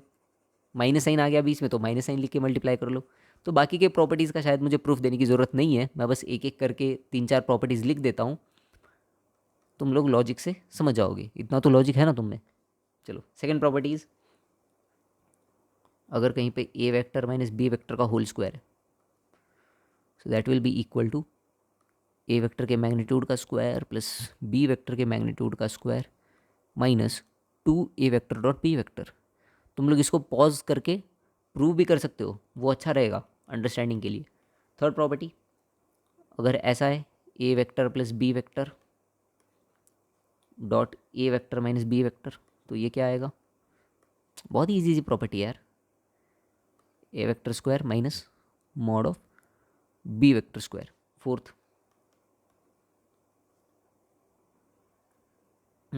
ठीक है, बाकी की प्रॉपर्टीज़ की इतनी हमें ज़रूरत वैसे है नहीं, बट लिख लेते हैं चलो। अगर ऐसा दिया है कि mod of A vector plus B vector equal to mod of A vector plus mod of B vector, ऐसा अगर गिवन है तो इसका मतलब क्या है कि ए वेक्टर और बी वेक्टर एक दूसरे के पैरेलल हैं, दोनों ऐड हो रहे हैं, मतलब दोनों पैरेलल हैं एकदम। फिफ्थ प्रॉपर्टी, और तुम्हें ऐसा दिया है ए वेक्टर प्लस बी वेक्टर का square equal to mod of A vector square plus mod of B vector square. So that implies A vector क्या है, परपेंडिकुलर है बी वेक्टर के. नेक्स्ट चीज सिक्स प्रॉपर्टी. सभी प्रॉपर्टीज को तुम इजीली प्रूव कर सकते हो यहाँ पे. अगर ऐसा दिया है ए vector plus B vector equal to A vector minus B vector, so that implies A vector is perpendicular to B vector.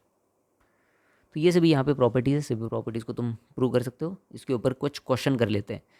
तो ये जेई 2012 में आया हुआ क्वेश्चन है, तो इसको ट्राई करो इस क्वेश्चन को, फिर हम लोग चलते हैं आगे.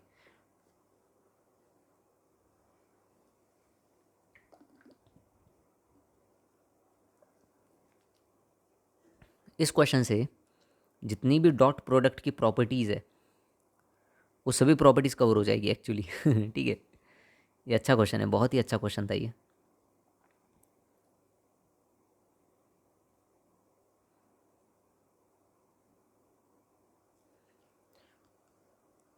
इसमें लगभग सभी प्रॉपर्टीज यूज़ हो जाएंगी. तो अगर तुमने ये क्वेश्चन किया दैट मीन्स कि तुम्हें डॉट प्रोडक्ट पूरी तरीके से समझ आ गया.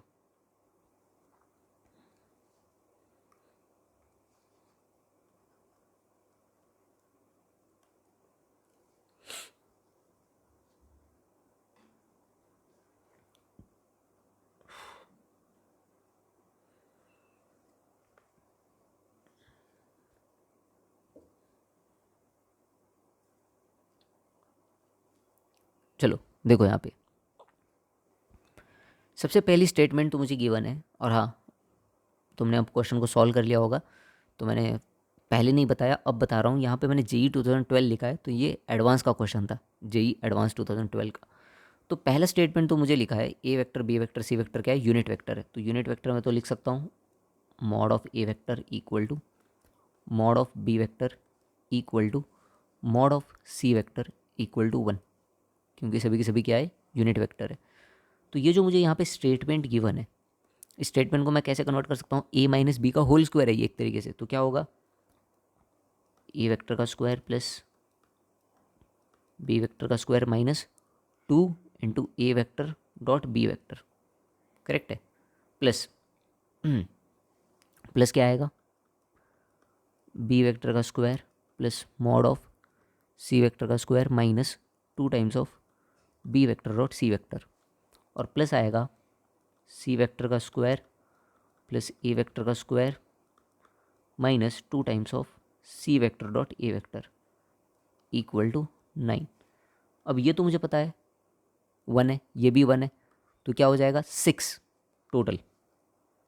1 1 1 1 ये सभी मिलके क्या हो जाएगा 6. So 6 minus 2 times of A vector dot B vector plus B vector dot C vector plus C vector dot A vector equal to क्या आएगा, इक्वल टू आएगा 9. तो यहाँ से मुझे क्या मिल रहा है, यहाँ से मुझे मिल रहा है 2 times of A vector dot B vector plus B vector dot C vector plus C vector dot A vector equal to -3, है ना. इक्वल टू क्या होगा, -3. तो इस रिज़ल्ट को जो है, इस रिज़ल्ट को मैं ऐसे ही रहने देता हूँ. इस रिज़ल्ट को मैं ऐसे ही रहने देता हूँ. अब मैं कैलकुलेट करूँगा क्योंकि मुझे ये चाहिए. देखो हमें कोई जानकारी नहीं है ए बी सी के बारे में, तो मुझे ये चाहिए. यहाँ पे मैं देख सकता हूँ कि 5b vector plus 5c vector ऐसा गिवन है मुझे. तो अगर मैं इसमें से 5 कॉमन लूँगा तो मुझे मिलेगा ब्रैकेट में b vector plus c vector. तो किसी तरीके से अगर मैं b vector plus c vector को लिख पाऊँ इन टर्म्स ऑफ a वेक्टर, तो मेरा वो एक्सप्रेशन टोटल क्या बन जाएगा, लैम्डा ए वेक्टर समथिंग. और ए वेक्टर का मैग्नीट्यूड तो हमें पता है 1 है. क्वेश्चन सॉल्व हो गया. तो मेरा अब गोल क्या है, मेरा गोल ये है कि यहाँ से B vector plus C vector को इन टर्म्स ऑफ ए वेक्टर लिखना. करेक्ट है. तो वही ट्राई करते हैं. चलो मैं यहाँ पे अभी कैलकुलेट करूँगा A vector plus B vector plus C vector का होल स्क्वायर. क्यों, क्योंकि इसकी सभी टर्म्स अभी मुझे पता है. इसकी टर्म्स क्या होंगी, ए वेक्टर का whole square plus B vector का whole square plus mod of C vector का whole square plus 2 times of A dot B plus B dot C plus C dot A. अब ये इनका magnitude 1 1 1 है, तो ये हो जाएगा 3 प्लस ये हमने कैलकुलेट कर लिया है पहले ही, 3 माइनस 3, तो ये आया equal to 0। That implies A vector plus B vector plus C vector equal to 0। तो यहाँ से मुझे मिल रहा है B vector plus C vector equal to minus A vector. Calculate क्या करना है हमें कैलकुलेट करना है mod of 2a vector plus 5b vector plus 5c vector. So this will be equal to mod of 2a vector plus 5 times of b vector plus c vector। और b vector plus सी vector तो हमने calculate कर लिया, b vector plus C vector हमें क्या मिला, minus ए vector. तो ये हो जाएगा mod of 2a vector minus 5a vector. So which will be equal to mod of minus 3a vector. Minus 3 mod से बाहर आएगा तो क्या होगा 3 मॉड ऑफ ए वेक्टर, और ए वेक्टर तो यूनिट वेक्टर है, इसका मैग्नीट्यूड क्या होगा 1। So final answer will be 3। तो जितनी भी प्रॉपर्टीज़ थी हमारी सभी की सभी, वो सभी प्रॉपर्टीज़ यहाँ पे यूज़ हो गई, डॉट प्रोडक्ट में पड़ी हुई। और ये क्वेश्चन आया था जेई एडवांस 2012 में, बहुत ही अच्छा क्वेश्चन था। आ गया समझ में सबको? और ये भी समझ में आ गया होगा कि इतने हार्ड क्वेश्चन भी नहीं आते डॉट प्रोडक्ट से। ये जेई एडवांस का क्वेश्चन है, मेंस का क्वेश्चन तो इससे लो लेवल का ही होगा। मेंस के क्वेश्चन हमने करे पीछे वेक्टर्स के। चलो अब पढ़ते हैं नेक्स्ट कॉन्सेप्ट, जो कि है projection of A vector on B vector. A vector का बी वेक्टर के प्रोजेक्शन क्या होगा। फिजिक्स में शायद तुमने ये पढ़ा होगा, बट फिर भी यहाँ पे देख लेते हैं। देखो, मान लो मेरे पास ए वेक्टर कुछ ऐसा वेक्टर है, और यहाँ पे मैं ड्रॉ कर लेता हूँ बी वेक्टर। प्रोजेक्शन का मतलब क्या होता है एक तरीके से, अगर मैं यहाँ पे तुमसे पूछूं कि projection of A vector on B vector का मतलब क्या है, मतलब ये है कि अगर मैं बी वेक्टर के ऊपर चला गया ऐसे, और वहाँ से ए वेक्टर ऐसा है, मैंने एक टॉर्च मार दी है ना, ऊपर से मैंने एक टॉर्च मारी, तो ए वेक्टर का शैडो होगा बी वेक्टर पे। वो शैडो कैसा बनेगा, देखो ऊपर से अगर मैं टॉर्च मारूंगा तो वो शैडो कुछ ऐसा बनेगा यहाँ पे। तो वो जो शैडो है that is the projection of A vector on B vector. Vector का प्रोजेक्शन होता है, एरिया का प्रोजेक्शन तुमने देखा होगा। एरिया का प्रोजेक्शन हम लोग यूज़ करते हैं, मैं अभी भूल गया किस में यूज़ करते हैं, एक्चुअली फ्लूइड मैकेनिक्स में हम लोग यूज़ करते हैं एरिया का प्रोजेक्शन, प्रेशर निकालने के लिए किसी भी एक सरफेस एरिया पे। तो ये है इस ए वेक्टर का प्रोजेक्शन। तो इसको मैं नाम दे देता हूँ, क्या नाम दूँ इसको, हम लोग नाम दे देते हैं, ठीक है, projection of A vector okay. तो ये प्रोजेक्शन ऑफ ए वेक्टर क्या होगा, ये हमें निकालना है, प्रोजेक्शन ऑफ ए वेक्टर। तो बहुत आसान है यार, यहाँ पे जो ज्योमेट्री दिख रही है उस ज्योमेट्री से ही हम लोग निकाल सकते हैं। देखो प्रोजेक्शन ऑफ ए वेक्टर, मैं यहाँ पे बस मैग्नीट्यूड निकाल लेता हूँ। डायरेक्शन क्या होगा इस प्रोजेक्शन का, बी कैप होगा। और डायरेक्शन तुम कैसे लिख सकते हो बी कैप को, b vector by magnitude of B vector. तो मान लो इन दोनों के बीच में एंगल है थीटा, तो ये प्रोजेक्शन क्या होगा, प्रोजेक्शन होगा ए वेक्टर कॉस थीटा, है ना। एक तरीके से कंपोनेंट कर रहे हैं हम लोग ए वेक्टर के बी वेक्टर के अलोंग। तो ये होगा ए वेक्टर कॉस थीटा, और कॉस थीटा को मैं लिख सकता हूँ A vector into cos theta होगा A vector dot B vector divided by magnitude of A vector into magnitude of B vector. Correct. तो यहाँ से magnitude of A vector cancel हुआ, तो projection of A vector on B vector क्या आया, A vector dot B vector divided by magnitude of B vector. This is projection of A vector on B vector. Directly formula replace कर दो तो मैं answer मिल जाएगा। और इसके question direct आते हैं एग्जाम में, जैसे कि यहाँ पे प्रोजेक्शन पूछा है इस वेक्टर का। मेरे शिफ्ट में इसका डायरेक्टली क्वेश्चन आया था एक, मुझे याद है अब भी, एक वेक्टर का दूसरे वेक्टर पे प्रोजेक्शन पूछ लिया था। तो चलो करो इस क्वेश्चन को।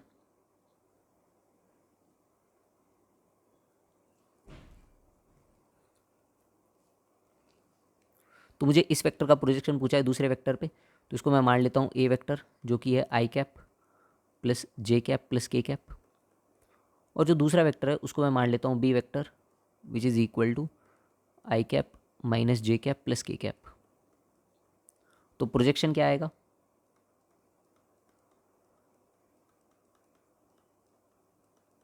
Projection of A vector on B vector that will be equal to, हमने यहाँ पे फॉर्मूला कैलकुलेट किया है, ए वेक्टर डॉट बी वेक्टर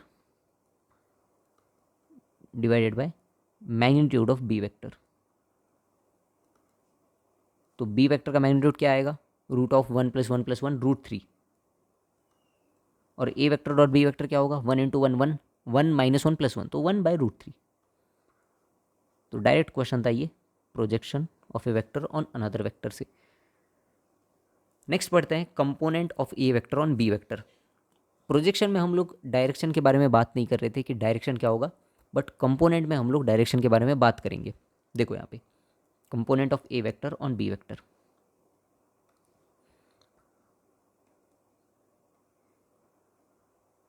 तो ये ए वेक्टर है और ये हमारा बी वेक्टर है।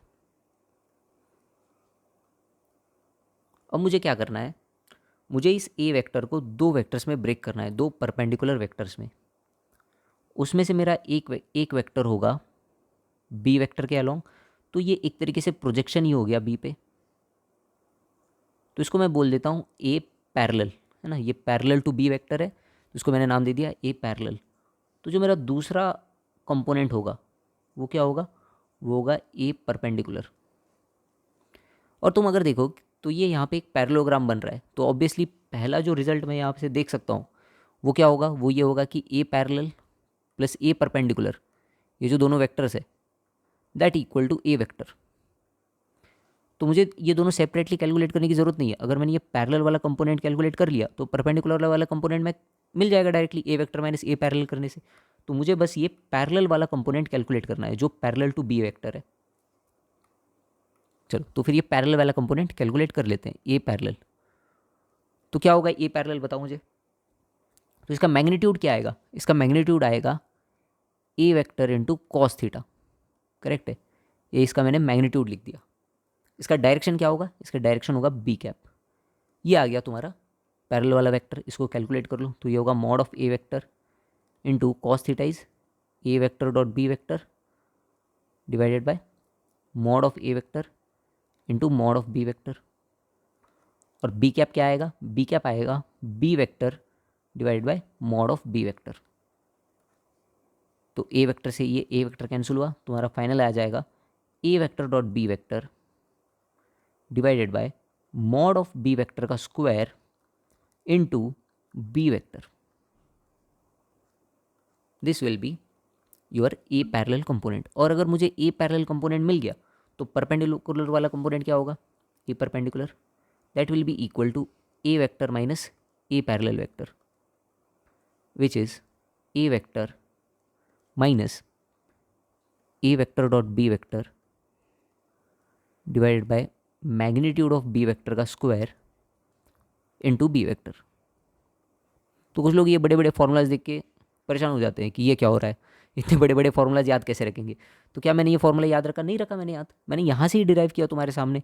देखो अगर मुझे ये पैरेलल वाला कंपोनेंट डिराइव करना है तो मैंने कैसे किया, कोई भी वेक्टर को स्पेसिफाई करने के लिए तुम्हें दो चीज़ें चाहिए, एक तो उसका मैग्नीट्यूड चाहिए, दूसरा उसका डायरेक्शन चाहिए। दो चीज़ों से ही कोई वेक्टर स्पेसिफाई होता है। तो ये जो पैरेलल वाला कंपोनेंट है इसका मैग्नीट्यूड क्या होगा, तो इसका मैग्नीट्यूड तो मुझे पता है, पीछे ही मैंने कैलकुलेट किया था प्रोजेक्शन ऑफ ए वेक्टर में। अगर ये एंगल थीटा है तो इसका मैग्नीट्यूड क्या आएगा, mod of A vector into cos theta. और इसका डायरेक्शन क्या होगा, क्योंकि ये बी वेक्टर के डायरेक्शन में है और मुझे यूनिट वेक्टर चाहिए उस डायरेक्शन में, तो उसका डायरेक्शन क्या होगा, बी कैप। और मैंने दोनों के फॉर्मूलेज लिख दिए वहाँ पे, आ गया डायरेक्टली। तो ये याद रख, बिल्कुल याद नहीं रखना ये, ठीक है। तुम लोग एग्जाम में भी इसको डिराइव कर सकते हो, 10 सेकेंड का काम है। चलो इसके ऊपर क्वेश्चन कर लेते हैं।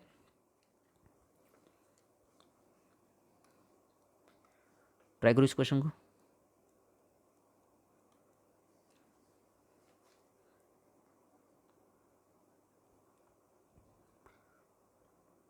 तो तुम्हें इस वेक्टर के कंपोनेंट्स फाइंड करने हैं अलोंग एंड परपेंडिकुलर इस दूसरे वेक्टर के। तो यहाँ पे हमारा ए वेक्टर क्या है, our A vector is 2i cap plus 3j cap plus 6k cap. और बी वेक्टर क्या है, बी वेक्टर है 2i cap plus j cap plus 2k cap. हमें बताया जो पैरेलल वाला कंपोनेंट होगा बी वेक्टर के, वो पैरेलल वाला कंपोनेंट क्या आता है, ए vector dot B vector divided by mod of B vector का होल स्क्वायर इनटू डायरेक्शन के लिए यहाँ पे बी वेक्टर। इजीली कैलकुलेट कर सकते हो, A vector dot B vector क्या आएगा, 4 + 3 + 12 है ना, तो वो आ जाएगा 19। बी वेक्टर के मॉड का स्क्वायर तो वो आ जाएगा रूट में 9, तो 19/9 into B vector, 19/9 into B vector क्या है 2i cap plus j cap plus 2k cap. ये आ गया यहाँ पे पैरेलल वाला कंपोनेंट। अगर मुझे यहाँ पे परपेंडिकुलर वाला कंपोनेंट निकालना है तो तो कुछ नहीं करूँगा मैं बस ए वेक्टर में से पैरेलल वाला कंपोनेंट माइनस कर दूंगा। ए वेक्टर क्या था? ए वेक्टर था 2i cap plus 3j cap plus 6k cap.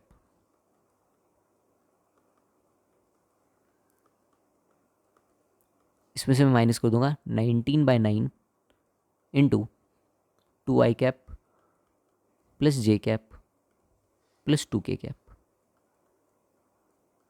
ठीक है, चलो नेक्स्ट पढ़ते हैं linear combination of vectors. Linear combination of vectors क्या होता है? तो एक्चुअली ये बहुत ही एब्स्ट्रैक्ट सा मुझे कॉन्सेप्ट लगता है, इसका कहीं पे यूज़ भी नहीं लगता मुझे, बट ठीक है पढ़ लेते हैं। Linear combination of vectors. तो एक vector R vector, A vector R vector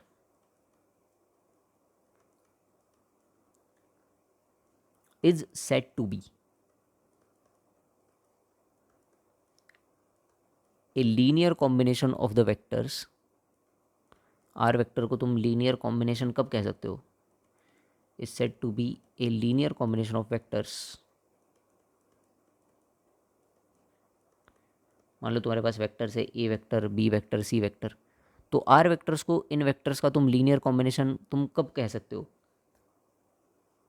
if r vector equal to x a vector plus y b vector plus z c vector. अगर तुम आर वेक्टर को इन वेक्टर का एडिशन लिख सकते हो with some scalars multiplied, तो तुम कहते हो कि आर वेक्टर जो है इन वेक्टर्स का लीनियर कॉम्बिनेशन है। पता नहीं मुझे ये कॉन्सेप्ट कहाँ पे यूज़ होता है बट ठीक है तो है, जहाँ पे एक्स वाई जेड क्या है, स्केलर और real numbers you can say. तो थ्योरम इन प्लेन, एक थ्योरम पढ़ लेते हैं, ये बहुत ही इंपॉर्टेंट थ्योरम है। अगर ए वेक्टर एंड बी वेक्टर कोई दो वेक्टर्स हैं प्लेन में, A vector and B vectors are two vectors in plane,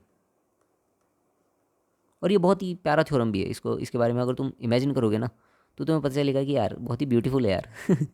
are two vectors in a plane, और इसी प्लेन में अगर कोई भी एक तीसरा वेक्टर है, दो वेक्टर से एक प्लेन हमेशा पास करता है, तो उस प्लेन में मैंने कोई तीसरा वेक्टर कंसिडर कर लिया,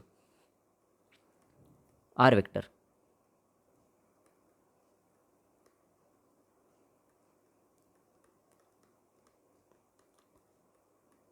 तो इस आर वेक्टर को मैं ए वेक्टर और बी वेक्टर के टर्म्स में लिख सकता हूँ। R vector will be x a vector plus y b vector. तो ये थ्योरम हमसे कहता है कि अगर दो कोई वेक्टर है किसी एक प्लेन में, A vector and B vector, तो उस प्लेन के किसी भी वेक्टर को, उस प्लेन में किसी भी वेक्टर को तुम ए वेक्टर और बी वेक्टर के टर्म्स में लिख सकते हो। और बड़ी ऑब्वियस सी चीज़ है यार ये, ठीक है। मान लो मैंने ऐसे ले लिया एक ए वेक्टर और दूसरा वेक्टर ऐसे ले लिया, है ना। तो अगर मुझे इसके बीच में कोई भी वेक्टर लिखना है तो मैं बस इनकी लेंथ चेंज करता रहूँगा। अगर मान लो इनके बीच में कोई वेक्टर लिखना है ऐसे, तो मैं बस इनकी ए वेक्टर और बी वेक्टर की लेंथ वेरी करूँगा और मेरा डिजायर्ड वेक्टर मुझे मिल जाएगा पैरेललोग्राम लॉ ऑफ एडिशन से, है ना। अब कोई पूछ सकता है कि सर मान लो इस पैरेललोग्राम के बाहर है, ऐसा ऐसा कहीं पे बन रहा है वो वेक्टर, है ना। अब कैसे लिखोगे इसको? तो बस इस बी वेक्टर का डायरेक्शन चेंज कर दो, ए वेक्टर का डायरेक्शन चेंज कर दो, इन दोनों के डायरेक्शन चेंज करके फिर उस वेक्टर को तुम लिख सकते हो। तो ये थ्योरम बहुत ही ब्यूटीफुल है, इसके बारे में इमेजिन करोगे तो पता चलेगा कि अगर ए वेक्टर दो वेक्टर कोई किसी प्लेन में दो वेक्टर है, तो उन दोनों वेक्टर से तुम उस प्लेन का कोई भी वेक्टर लिख सकते हो in terms of those two vectors, ठीक है, where x and y are scalars. तो यहाँ पे एक क्वेश्चन है जो 2011 में आया था, ट्राई करो इस क्वेश्चन को।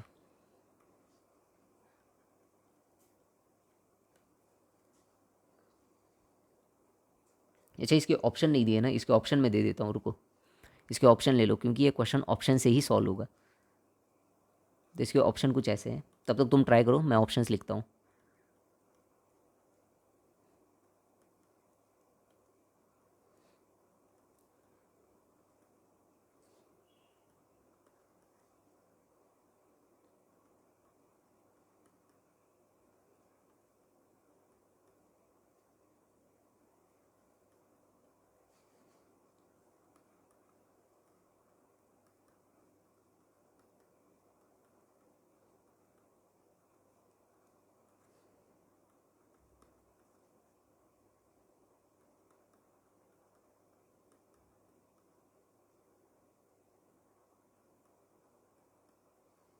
हाँ ट्राई करो इस क्वेश्चन को।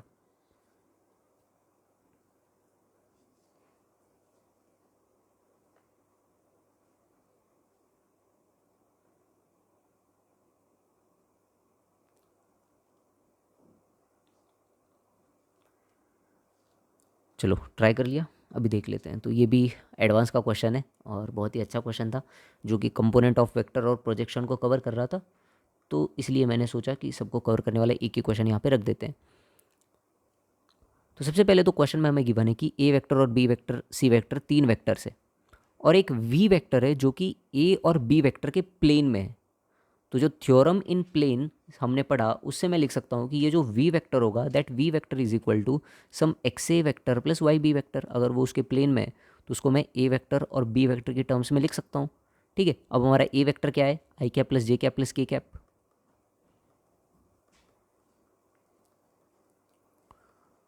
और हमारा बी वेक्टर क्या है बताओ, बी वेक्टर है i cap minus J cap plus के कैप। तो वी वेक्टर क्या आएगा in terms of X and Y, ये आ जाएगा X plus Y i cap plus X minus Y J cap plus X plus Y k cap. ये मैंने first statement से यहाँ पे निकाल लिया। आगे क्या गिवन है, आगे गिवन है कि इस वी वेक्टर का जो प्रोजेक्शन है सी वेक्टर पे, दैट इज 1/√3। ठीक है, the projection of v vector on c vector is 1/√3। Projection of v vector on c vector कितना है, 1/√3। तो प्रोजेक्शन क्या होगा वी वेक्टर का सी वेक्टर पे, हमने फॉर्मूला डिराइव किया था, V vector dot C vector divided by mod of C vector. So this is equal to 1/√3। C vector क्या है, सी vector is i cap minus J cap minus k cap. C vector is i cap minus J cap minus k cap. तो C vector का magnitude क्या आएगा, √3 आएगा, ऊपर v vector dot सी vector. V vector का अगर तुम डॉट करोगे सी वेक्टर के साथ, एक्स प्लस वाई का डॉट होगा 1 के साथ, so that is equal to x plus y. फिर उसके बाद x minus y into -1, so that will be y minus x, and then x plus y into -1, that is minus x minus y is equal to 1/√3। Correct है कि नहीं। तो यहाँ से √3 cancel हो गया। सिमिलरली एक्स से एक्स कैंसिल हुआ, वाई से वाई कैंसिल हुआ। तो यहाँ से मुझे मिल रहा है y minus x equal to 1, या फिर x minus y equal to -1। और एक्स माइनस वाई क्या था, हमारे वी वेक्टर का j cap, unit vector in the direction of Y axis. तो एक्स माइनस वाई मुझे मिल गया -1। तो अगर तुम ऑप्शन देखोगे ना, x minus y equal to -1 कहाँ पे है, तो x minus y equal to -1 E के ऑप्शन में है, सी ऑप्शन में। So C is your correct answer. C यहाँ पे क्या आ जाएगा, तुम्हारा करेक्ट आंसर हो जाएगा।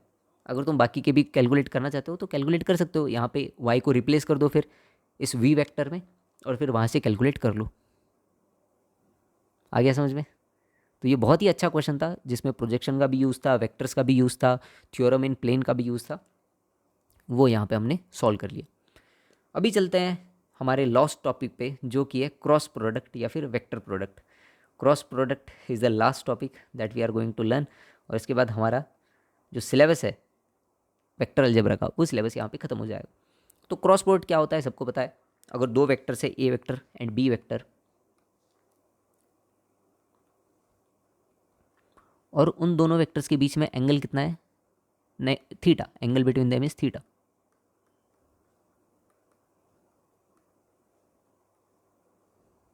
ठीक है, तो क्रॉस प्रोडक्ट को कैसे डिफाइन किया गया है, अगर मैं ए वेक्टर क्रॉस बी वेक्टर करूँगा, so that is equal to magnitude of A vector into magnitude of B vector into sine theta. ये तो आ गया इसका मैग्नीट्यूड, बट जो क्रॉस वेक्टर होता है वो वेक्टर होता है, क्रॉस प्रोडक्ट जो होता है वो वेक्टर क्वांटिटी होता है। तो ये इसका मैग्नीट्यूड तुम्हें मिल गया। इसका डायरेक्शन क्या होगा, इसका डायरेक्शन होगा something n cap, n cap इसका डायरेक्शन होगा। अब इसका डायरेक्शन निकालते कैसे हैं यार, तुमने पढ़ाई होगा ये चीज़ फिजिक्स में। तो इसका डायरेक्शन निकालते हैं राइट हैंड थंब रूल से। तो मान लो अगर ए वेक्टर और दो वेक्टर, दो ऐसे वेक्टर से, तो इनके क्रॉस का डायरेक्शन क्या आएगा। अगर तुम ए क्रॉस बी कर रहे हो, तो ए से लेकर के अपने फिंगर्स को मूव करो बी की तरफ, ए से बी की तरफ अपने फिंगर्स को मूव करो, तो जिस डायरेक्शन में तुम्हारा थंब रिप्रेजेंट करेगा वो डायरेक्शन होगी तुम्हारी क्रॉस प्रोडक्ट की डायरेक्शन। इसको राइट हैंड थंब रूल कहते हैं, है ना। तो ए वेक्टर क्रॉस बी वेक्टर करूँगा तो मेरा थंब ऊपर दिखा रहा है, तो ये जो ऊपर वाली डायरेक्शन है, that direction will be a vector cross B vector. अब अगर तुम यहाँ पे थोड़ी सी चीज़ नोटिस करोगे, अगर मैं बी क्रॉस ए कर रहा हूँ तो बी क्रॉस ए कर रहा हूँ तो मुझे मेरी फिंगर्स को ऐसे मूव करना पड़ेगा बी से लेके ए की तरफ, तो मेरा थंब जो है वो नीचे की तरफ पॉइंट करेगा, तो जो नीचे वाला है वो आएगा बी वेक्टर क्रॉस ए वेक्टर। तो यहाँ से तुम्हें मिल गया कि जो वेक्टर प्रोडक्ट क्रॉस प्रोडक्ट होता है दो वेक्टर्स का वो कम्यूटेटिव नहीं होता, डॉट प्रोडक्ट कम्यूटेटिव होता था, a dot b equal to b dot a आता था, but a cross B equal to minus of B cross a. समझ रहे हो? चलो इसकी प्रॉपर्टीज़ देख लेते हैं, क्रॉस प्रोडक्ट की प्रॉपर्टीज़ देख लेते हैं यहाँ पे। प्रॉपर्टीज़ ऑफ क्रॉस प्रोडक्ट, सबसे पहली प्रॉपर्टी जो कि अभी मैंने तुम्हें बताई, A cross B equal to minus of B cross A. Magnitude दोनों का सेम होता है, डायरेक्शन में दोनों एक दूसरे के ऑपोजिट होते हैं। सेकेंड प्रॉपर्टी क्रॉस प्रोडक्ट की, अगर मैं कोई स्केलर से मल्टीप्लाई करूंगा क्रॉस प्रोडक्ट में, m a vector cross B vector, so that I can write it as m into a cross b, और I can write it as a vector cross m B vector. फर्क नहीं पड़ता scalar को तुम कहाँ पे multiply कर रहे हो। नेक्स्ट थिंग, थर्ड प्रॉपर्टी, तो थर्ड प्रॉपर्टी ये है कि अगर तुम ए वेक्टर का क्रॉस करोगे बी वेक्टर प्लस माइनस सी वेक्टर के साथ, तो यहाँ पे एसोसिएटिविटी आ गई, so this will be equal to A vector cross B vector plus minus A vector cross C vector. तो यहाँ पे जब मैं ये क्रॉस प्रोडक्ट कर रहा हूँ, एसोसिएटिव प्रॉपर्टी क्रॉस प्रोडक्ट में लगा रहा हूँ, तब मैं बहुत केयर के साथ कर रहा हूँ, क्योंकि ऑर्डर यहाँ पे बहुत ज़्यादा मैटर करता है। अगर तुम्हें A vector cross B vector plus C vector दिया है तो वो होगा A vector cross B vector plus A vector cross C vector. उसको तुम ऐसा नहीं कर सकते सी वेक्टर क्रॉस ए वेक्टर, नहीं, A cross B plus A cross C. समझ रहे हो? अगर सी क्रॉस ए करोगे सो दैट इज रॉन्ग, वो तुम्हें डॉट प्रोडक्ट में करना था, यहाँ पे नहीं, क्रॉस प्रोडक्ट में ऑर्डर मैटर करता है। नेक्स्ट थिंग, फोर्थ, तो ये फोर चीज़ ऑब्वियस ही चीज़ है जो हमने पढ़ी है। अगर ए वेक्टर पैरेलल है बी वेक्टर के, if a vector is parallel to B vector, मतलब थीटा अगर जीरो है या फिर theta pi, so that implies A vector cross B vector equal to zero. ये तो चीज़ हमने पढ़ी हुई है, उसी को मैं फिर से यहाँ पे दोहरा रहा हूँ। बट अगर तुम्हें ऐसा गिवन है कि A vector cross B vector zero है, तो यहाँ पे क्या होंगे, फिर कितने केसेस बनेंगे बताओ? 3 पॉसिबल केसेस, यहाँ पे 3 पॉसिबल केसेस बनेंगे।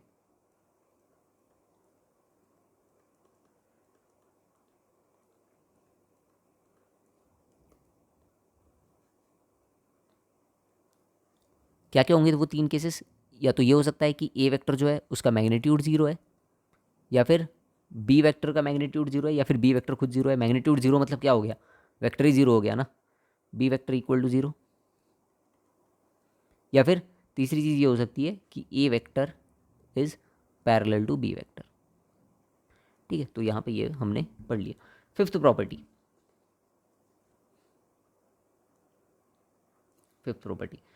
तो फिफ्थ प्रॉपर्टी ये होती है कि अगर मैं आई क्रॉस आई करूँ, या फिर मैं जे क्रॉस जे करूँ, या फिर मैं के क्रॉस के करूँ, so all of them are equal to zero. क्यों? क्योंकि आई क्रॉस आई क्या होगा, magnitude of i into magnitude of i into sine of angle between them, उनके बीच में एंगल कितना होता है, zero, sine zero equal to zero. तो ये सभी क्रॉस प्रोडक्ट क्या होते हैं, जीरो। अब अगर मैं आई क्रॉस जे कर रहा हूँ, यहाँ पे ध्यान देना, ये बहुत ही इंपॉर्टेंट चीज़ है। ठीक है, अगर तुम आई क्रॉस जे कर रहे हो, आई क्रॉस जे करना चाहते हो, या फिर तुम करना चाहते हो जे क्रॉस के, या फिर तुम करना चाहते हो के क्रॉस आई, ठीक है, टोटल नंबर ऑफ 6 कॉम्बिनेशन बनेंगे ना यहाँ पे। जे क्रॉस आई भी कर सकते हो तुम, के क्रॉस जे भी कर सकते हो तुम, आई क्रॉस के भी कर सकते हो। तो इसको करने के लिए एक हमारे पास रूल होता है। एक्चुअली इसको हम कैलकुलेट भी कर सकते हैं। कैसे कैलकुलेट करेंगे? अगर तुम आई क्रॉस जे कर रहे हो तो तुम आई से लेके जे की तरफ अपनी फिंगर को मूव करो, तुम्हारा जो थंब है वो के की तरफ पॉइंट आउट करेगा, और वो पॉजिटिव डायरेक्शन होगी के की, इसलिए वो आता है के कैप। ठीक है, तो ये हम राइट हैंड थंब रूल से भी निकाल सकते हैं। अगर तुम जे क्रॉस के करोगे तो तुम्हारा थंब पॉइंट करेगा एक आई की तरफ, अगर तुम के क्रॉस आई करोगे तो तुम्हारा थंब पॉइंट आउट करेगा जे की तरफ। अब आई क्रॉस जे अगर की है तो जे क्रॉस आई क्या होगा, माइनस के कैप, है ना। ये तो ईजी सी बात है बहुत। ये होगा माइनस आई कैप और ये होगा माइनस जे कैप। इसको याद रखने के लिए हमने एक रूल बनाया है जिसको कहते हैं साइकिल रूल। ठीक है, तो यहाँ पे लिखो आई कैप, यहाँ पे लिखो जे कैप, और इधर लिखो के कैप, और एक क्लॉकवाइज साइकिल बना दो ऐसे। तो अगर आई क्रॉस जे करूँगा तो क्या आएगा, के आएगा, के क्रॉस आई करूँगा तो क्या आएगा, जे आएगा, समझ रहे हो।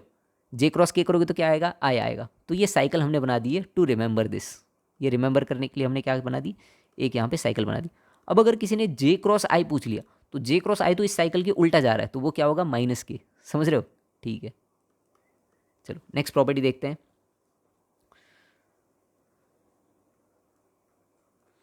अगर तुम यूनिट वेक्टर निकालना चाहते हो, एक एक जो यूज़ होता है क्रॉस प्रोडक्ट का, वो ये भी होता है कि उन दोनों वेक्टर्स के परपेंडिकुलर अगर मुझे कोई यूनिट वेक्टर निकालना है ए क्रॉस बी के, तो वो मैं वेक्टर प्रोडक्ट से निकाल सकता हूँ। अगर मुझे बोला गया कि ए और बी वेक्टर के परपेंडिकुलर में कोई वेक्टर निकालो, तो मैं क्रॉस प्रोडक्ट के कैसे निकाल सकता हूँ। पहले तो ए क्रॉस बी के परपेंडिकुलर वेक्टर मान लेता हूँ मैं कुछ वी वेक्टर, ठीक है। ए क्रॉस बी के परपेंडिकुलर हम लोग मान लेते हैं वी वेक्टर, तो वो वी वेक्टर क्या आएगा, ए क्रॉस बी वेक्टर। और अगर तुम्हें कोई वी कैप चाहिए, so what you will do v vector divided by mod of v vector, so which will be equal to A cross B divided by mod of A cross b. तो ये तुम्हें दे देगा vector perpendicular to A vector and B vector, समझ रहे हो। चलो next property, seventh property. तो तुम वेक्टर प्रोडक्ट का यूज़ कर सकते हो एंगल कैलकुलेट करने के लिए। क्रॉस प्रोडक्ट का तुम यूज़ कर सकते हो किसके लिए, दो वेक्टर्स के बीच में एंगल कैलकुलेट करने के लिए।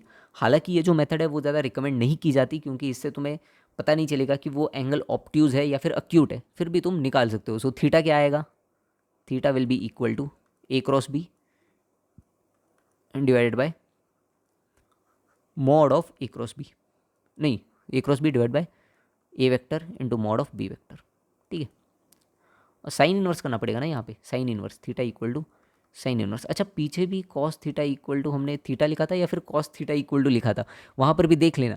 अगर वहाँ पे मैंने थीटा इक्वल टू डायरेक्ट लिखा होगा ना तो वो गलत है, कॉस थीटा इक्वल टू आएगा। इतना शायद कॉमन सेंस सभी में होता है, आई गेस। नाइन्थ प्रॉपर्टी,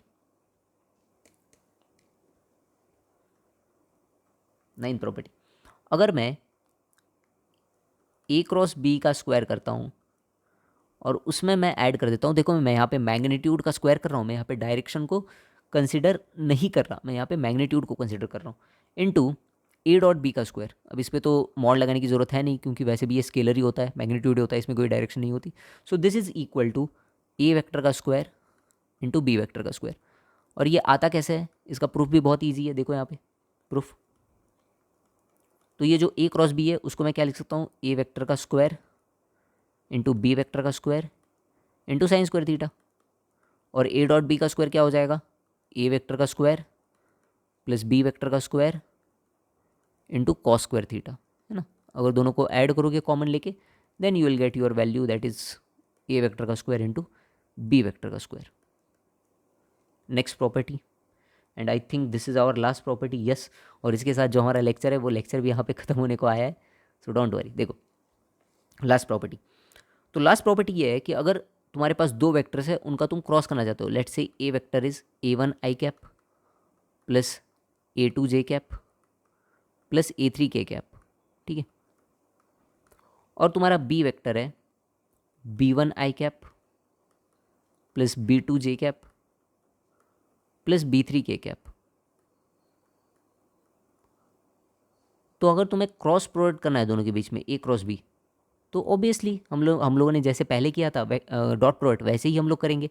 क्या करेंगे हम लोग, ए वन आई कैप का बी वन आई कैप के साथ लेंगे, वो तो जीरो हो जाएगा क्योंकि i cap dot I cap zero होता है। I cap dot J cap करेंगे तो वो A one B two k cap आ जाएगा। आई वन डॉट के कैप करेंगे वो आ जाएगा A one B three minus J cap, I think.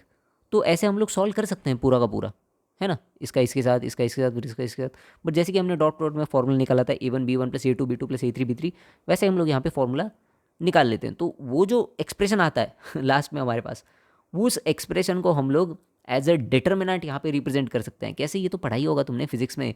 Physics में तुमने कभी कैलकुलेट नहीं किया क्या, टॉर्क? टॉर्क तो कैलकुलेट करा होगा ना फिजिक्स में। टॉर्क क्या होता है, R cross F, displacement cross force, वो होता है टॉर्क।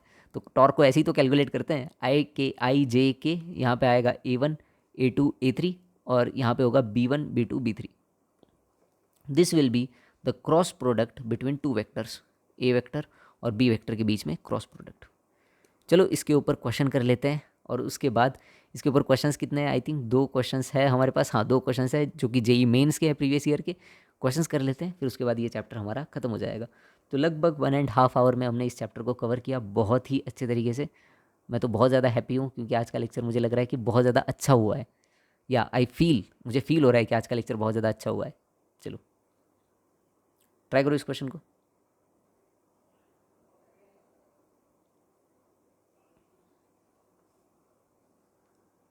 ए वेक्टर बी वेक्टर तुम्हें गिवन है, सी वेक्टर कोई एक वेक्टर है जो इन प्रॉपर्टीज़ को सेटिस्फाई कर रहा है, तो तुम्हें मॉड ऑफ सी वेक्टर निकालना है। चलो करो।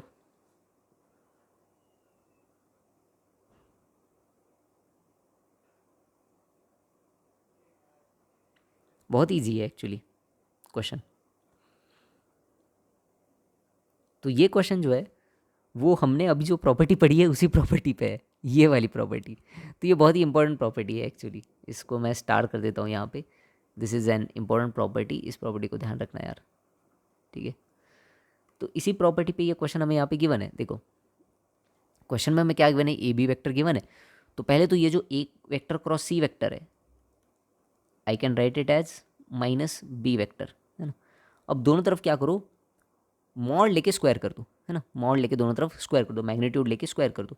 तो क्या हो जाएगा, ये हो जाएगा A vector cross C vector का whole square equal to minus of B vector का होल स्क्वायर। बी वेक्टर और माइनस बी वेक्टर दोनों का मैग्नीट्यूड जो है वो मैग्नीट्यूड सेम ही रहता है। तो ये आएगा ए वेक्टर का स्क्वायर इंटू सी वेक्टर का square into sine square theta, मैं मान लेता हूँ ए और सी के बीच में एंगल क्या है, थीटा, इक्वल टू क्या आएगा, बी वेक्टर का स्क्वायर।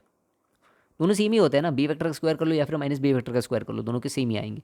और दूसरा तुम्हें क्या गिवन है, देखो दूसरा हमें गिवन है ए vector dot C vector equal to 4, है ना। अब यहाँ पर भी क्या करो, दोनों तरफ स्क्वायर कर दो। तो mod of A vector dot C vector का स्क्वायर इक्वल टू 4 स्क्वायर। तो क्या होगा, ये होगा मॉड ऑफ ए वेक्टर का स्क्वायर इंटू बी वेक्टर का स्क्वायर मॉड का into cos square theta equal to 16, है कि नहीं। अच्छा सी है ना, सॉरी बी क्यों लिखा मैंने, सी। दोनों को क्या करो, दोनों को ऐड कर दो। अगर मैं दोनों को ऐड करूँगा तो क्या होगा, मॉड ऑफ ए वेक्टर का square into mod of C vector का square equal to mod of B vector का स्क्वायर प्लस 16। ए वेक्टर क्या है, i cap minus J cap. B vector क्या है, i cap plus j cap plus के cap. तो ए vector का magnitude क्या आएगा, √2, तो ये हो जाएगा 2 into mod of C vector का square equal to B vector का मैग्नीट्यूड क्या आएगा, √3, उसका स्क्वायर 3, सो 3 प्लस 16। तो यहाँ से मॉड ऑफ सी वेक्टर का स्क्वायर क्या आया, 19/2, 19/2। और ये हो गया हमारा जेई मेन का प्रीवियस ईयर का क्वेश्चन सॉल्व। ठीक है, एक और क्वेश्चन कर लेते हैं, चलो ट्राई करो इस क्वेश्चन को। ये आया था जेई मेन 2011 में, और ये भी बहुत अच्छा क्वेश्चन है। इसमें प्रॉपर्टीज़ यूज़ करनी होंगी तुम्हें, ट्राई करो।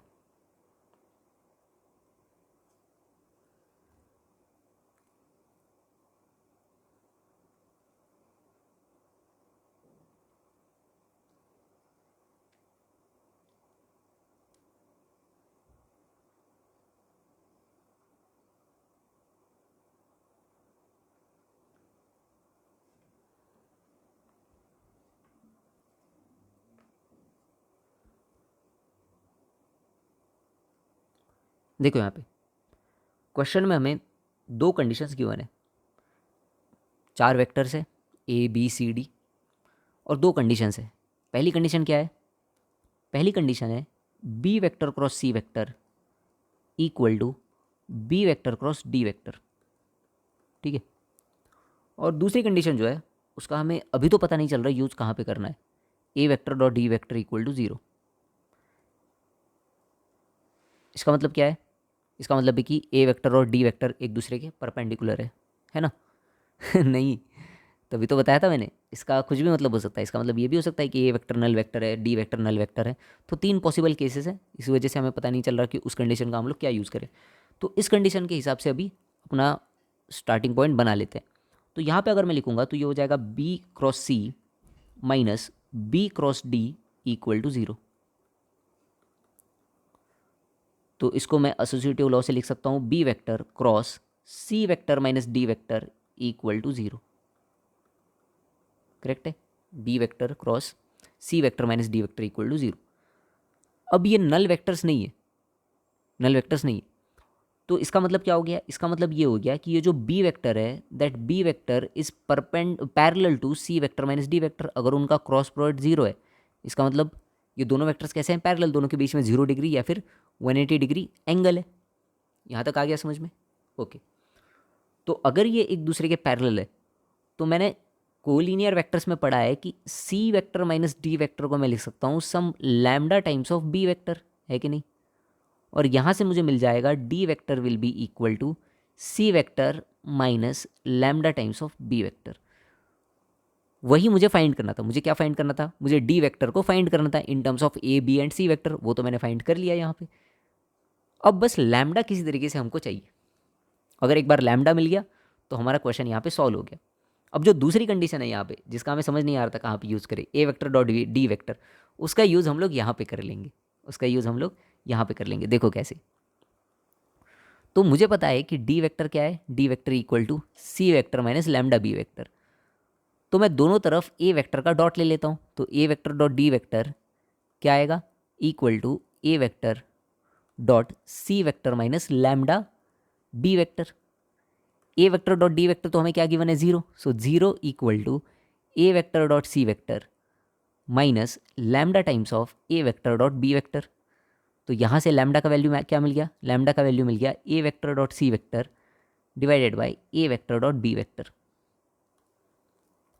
और लैम्डा का वैल्यू यहाँ पे रिप्लेस कर दो तो तुम्हें डी वेक्टर मिल जाएगा। So D vector will be equal to C vector minus A vector dot C vector divided by A vector dot B vector into B vector. And this is the correct answer. तो मैंने बहुत सारे previous question यहाँ पे कर लिए, चाहे वो क्रॉस प्रोडक्ट हो चाहे वो डॉट प्रोडक्ट हो, उनकी प्रॉपर्टीज़ के ऊपर भी क्वेश्चन कर लिए। और इसी के साथ जो हमारा वेक्टर अलजेब्रा का लेक्चर है, वो वेक्टर अलजेब्रा का लेक्चर ख़त्म होता है। जाते जाते छोटा सा एक कॉन्सेप्ट पढ़ा के जाता हूँ, geometrical interpretation of cross product. Cross product का ज्योमेट्रिकल यूज़ क्या है? तो इसका ज्योमेट्रिकल यूज़ होता है किसी भी पैरेललोग्राम का एरिया फाइंड करने में। अगर मान लो तुम्हें कोई पैरेललोग्राम गिवन है with its side as A vector and B vector, consecutive sides, जिसकी दो कंसेक्यूटिव साइड्स क्या है, ए वेक्टर और बी वेक्टर, तो उस पैरेललोग्राम का एरिया क्या होगा? So the area of that parallelogram is A vector cross B vector. This is the geometrical interpretation of cross product. कभी कभी डायरेक्टली इससे सवाल पूछ लेते हैं वो लोग कि बताओ क्या होगा पैरेललोग्राम का एरिया, तो वो होगा A vector cross B vector. अब यहाँ से एक और चीज़ तुम देख सकते हो क्या, अगर मैं यहाँ पे पैरेललोग्राम में एक डायगोनल ड्रॉ करूँगा, और पैरेललोग्राम का जो डायगोनल होता है वो पैरेललोग्राम को दो इक्वल पार्ट्स में डिवाइड कर देता है, तो मतलब ये जो एरिया है वो भी दो इक्वल पार्ट्स में डिवाइड हो गया, है कि नहीं? मतलब ये जो ट्राइंगल है उस ट्राइंगल का एरिया क्या होगा, हाफ इंटू ए क्रॉस बी। तो अगर तुम्हें किसी ट्राइंगल का एरिया फाइंड करना है जिसके दो साइड्स तुम्हें पता है, जिसके दो साइड से A vector and B vector, तो उस ट्राइंगल का एरिया क्या हो जाएगा, हाफ इंटू ए क्रॉस बी। तो ये रिजल्ट भी यहाँ से तुम लोग डिराइव कर सकते हो। और इसी के साथ जो हमारा लेक्चर है वेक्टर अलजेब्रा का, वो लेक्चर यहाँ पे ख़त्म होता है। टोटल 1.5 आवर शायद हमको लगा, बट हमने सब सारी चीज़ें एकदम पूरी तरीके से कंप्लीट कर ली। कल हम लोग 3D ज्योमेट्री पढ़ेंगे, और उसके साथ ये जो क्रैश कोर्स है जेई का, वो क्रैश कोर्स खत्म हो जाएगा। तुम्हारा एग्जाम कौन सी डेट को है, कौन सी शिफ्ट को है, मुझे कमेंट सेक्शन में बता सकते हो। और तुम्हें कोई प्रॉब्लम आ रही हो तो मुझे इंस्टाग्राम पे मैसेज कर सकते हो, मैं तुम्हें ज़रूर रिप्लाई करूँगा। तो मिलते हैं अगली वीडियो में, तब तक के लिए पढ़ते रहो यार, लास्ट कुछ दिन बाकी है, तो अपना सब कुछ दे दो, ठीक है? Don't give up. चलो फिर मिलते हैं अगली वीडियो में, बाय बाय।